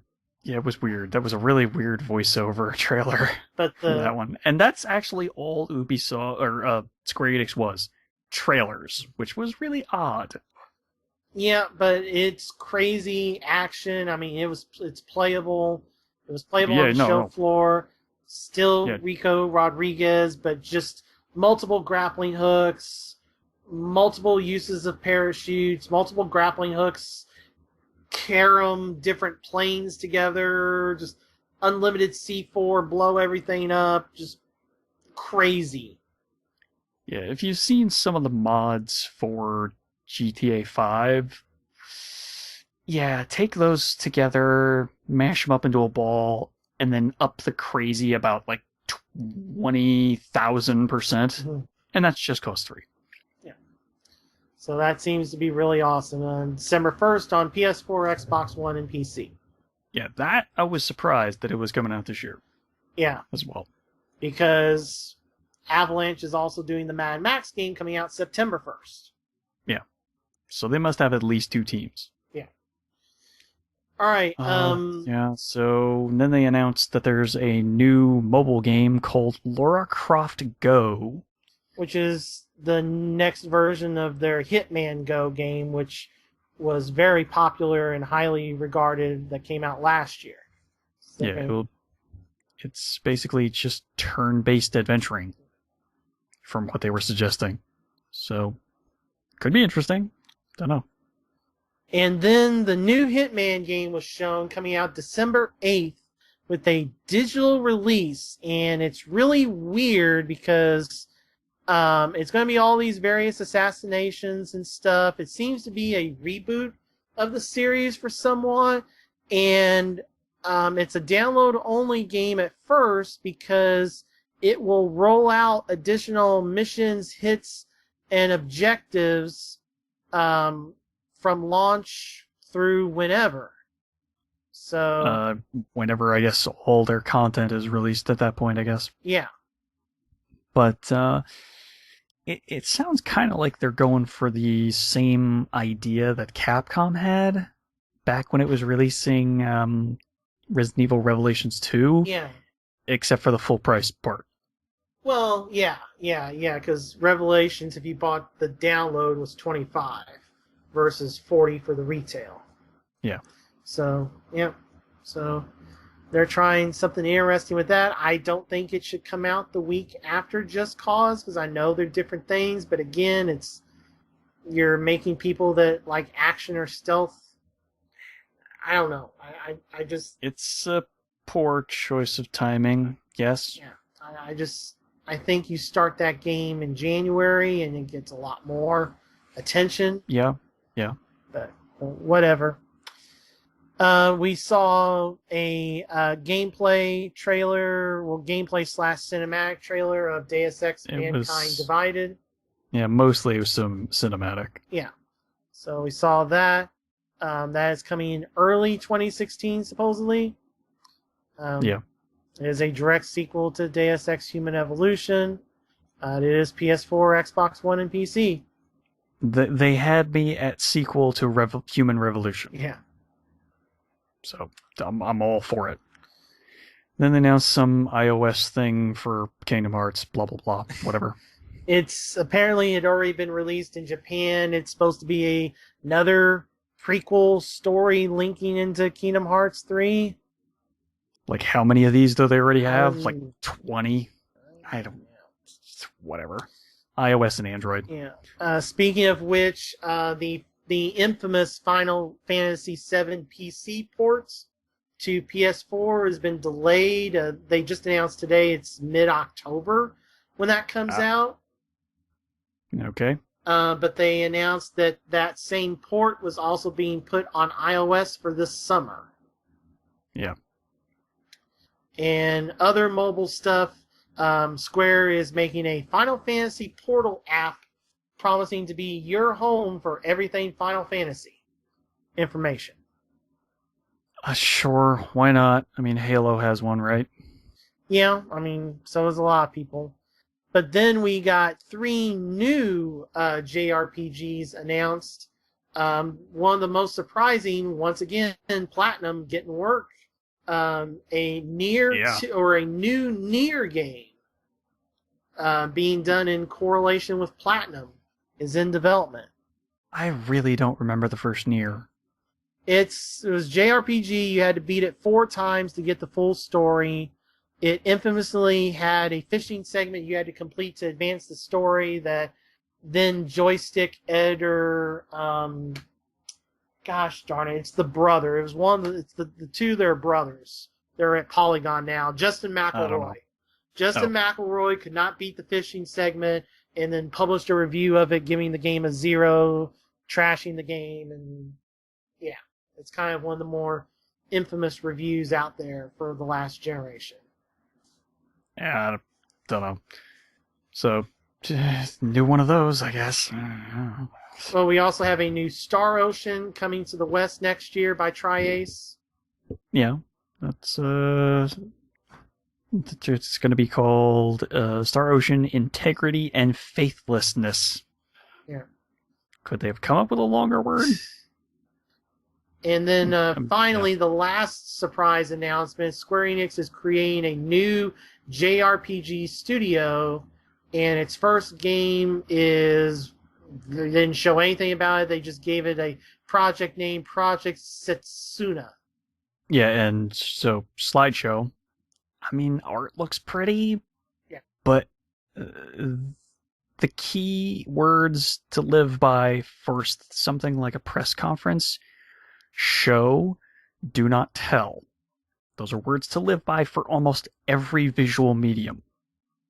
So, I don't know. Yeah. But supposedly it's supposed to come next year as well, so... Yeah, they were going to release more information later in the year. Or something. Alright, and that's the end of all the press conferences. Well, wasn't some of this the PC stuff? I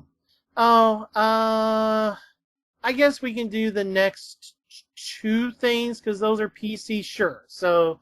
The last 2 things that came out that we're going to highlight we already highlight some of the other PC stuff in the Microsoft section. But Pillars of Eternity is getting its first expansion pack, the White March. Okay. Being referred to as Part 1. Coming sometime in the future. Increase the game's level cap, add new companions and abilities, and expand the story. A new party-based AI system. Okay. And the developer of Elite Dangerous is making a new PC roller coaster game that they are debuting. They debuted at the PC press conference E3 2015 called Planet Coaster. So, I mean, Roller Coaster Tycoon-ish? Yeah, and they are the same people that did Roller Coaster Tycoon 3 and the Thrillville games. And this is a PC exclusive. Yeah. So maybe. Yep. And that's the last of the stuff to care about from the PC press conference. So that means we have all the press conferences done. Yes. So yeah, that's every single thing from E3. And we couldn't even fit all the other stuff that we wanted to talk about in this episode, but this episode is already running so long. Yeah, we've got to cut it off here. So yeah, that's gonna have to do it for this week. Don't forget to subscribe to the show through iTunes, through the Zune Zune Marketplace. That hasn't existed for a while. Xbox. The Xbox Music Marketplace. Stitcher Radio. Yes, if you want to get your podcast fix on the go, Stitcher Radio has us covered, along with many other podcasts. Yep. Follow us on Facebook and Twitter. We are at Checkmate Arcade on Twitter. If you want to follow us individually, it's at Dark Boss Man for me. At MSU Hitman for me. And that's going to do it for this week, where we have just been so damn overwhelmed with all this information from E3. It's so many games. It's so little time. My name is Stephen Boss, the Dark Boss Man. Fire Emblem, Fire Emblem, Fire Emblem, year Fire Emblem 2016. I'm MSU Hitman Jason Billingsley. Well, we'll see what happens with all those Fire Emblems. And maybe we'll see you on live, PSN, or maybe even on the net. Peace out, everybody.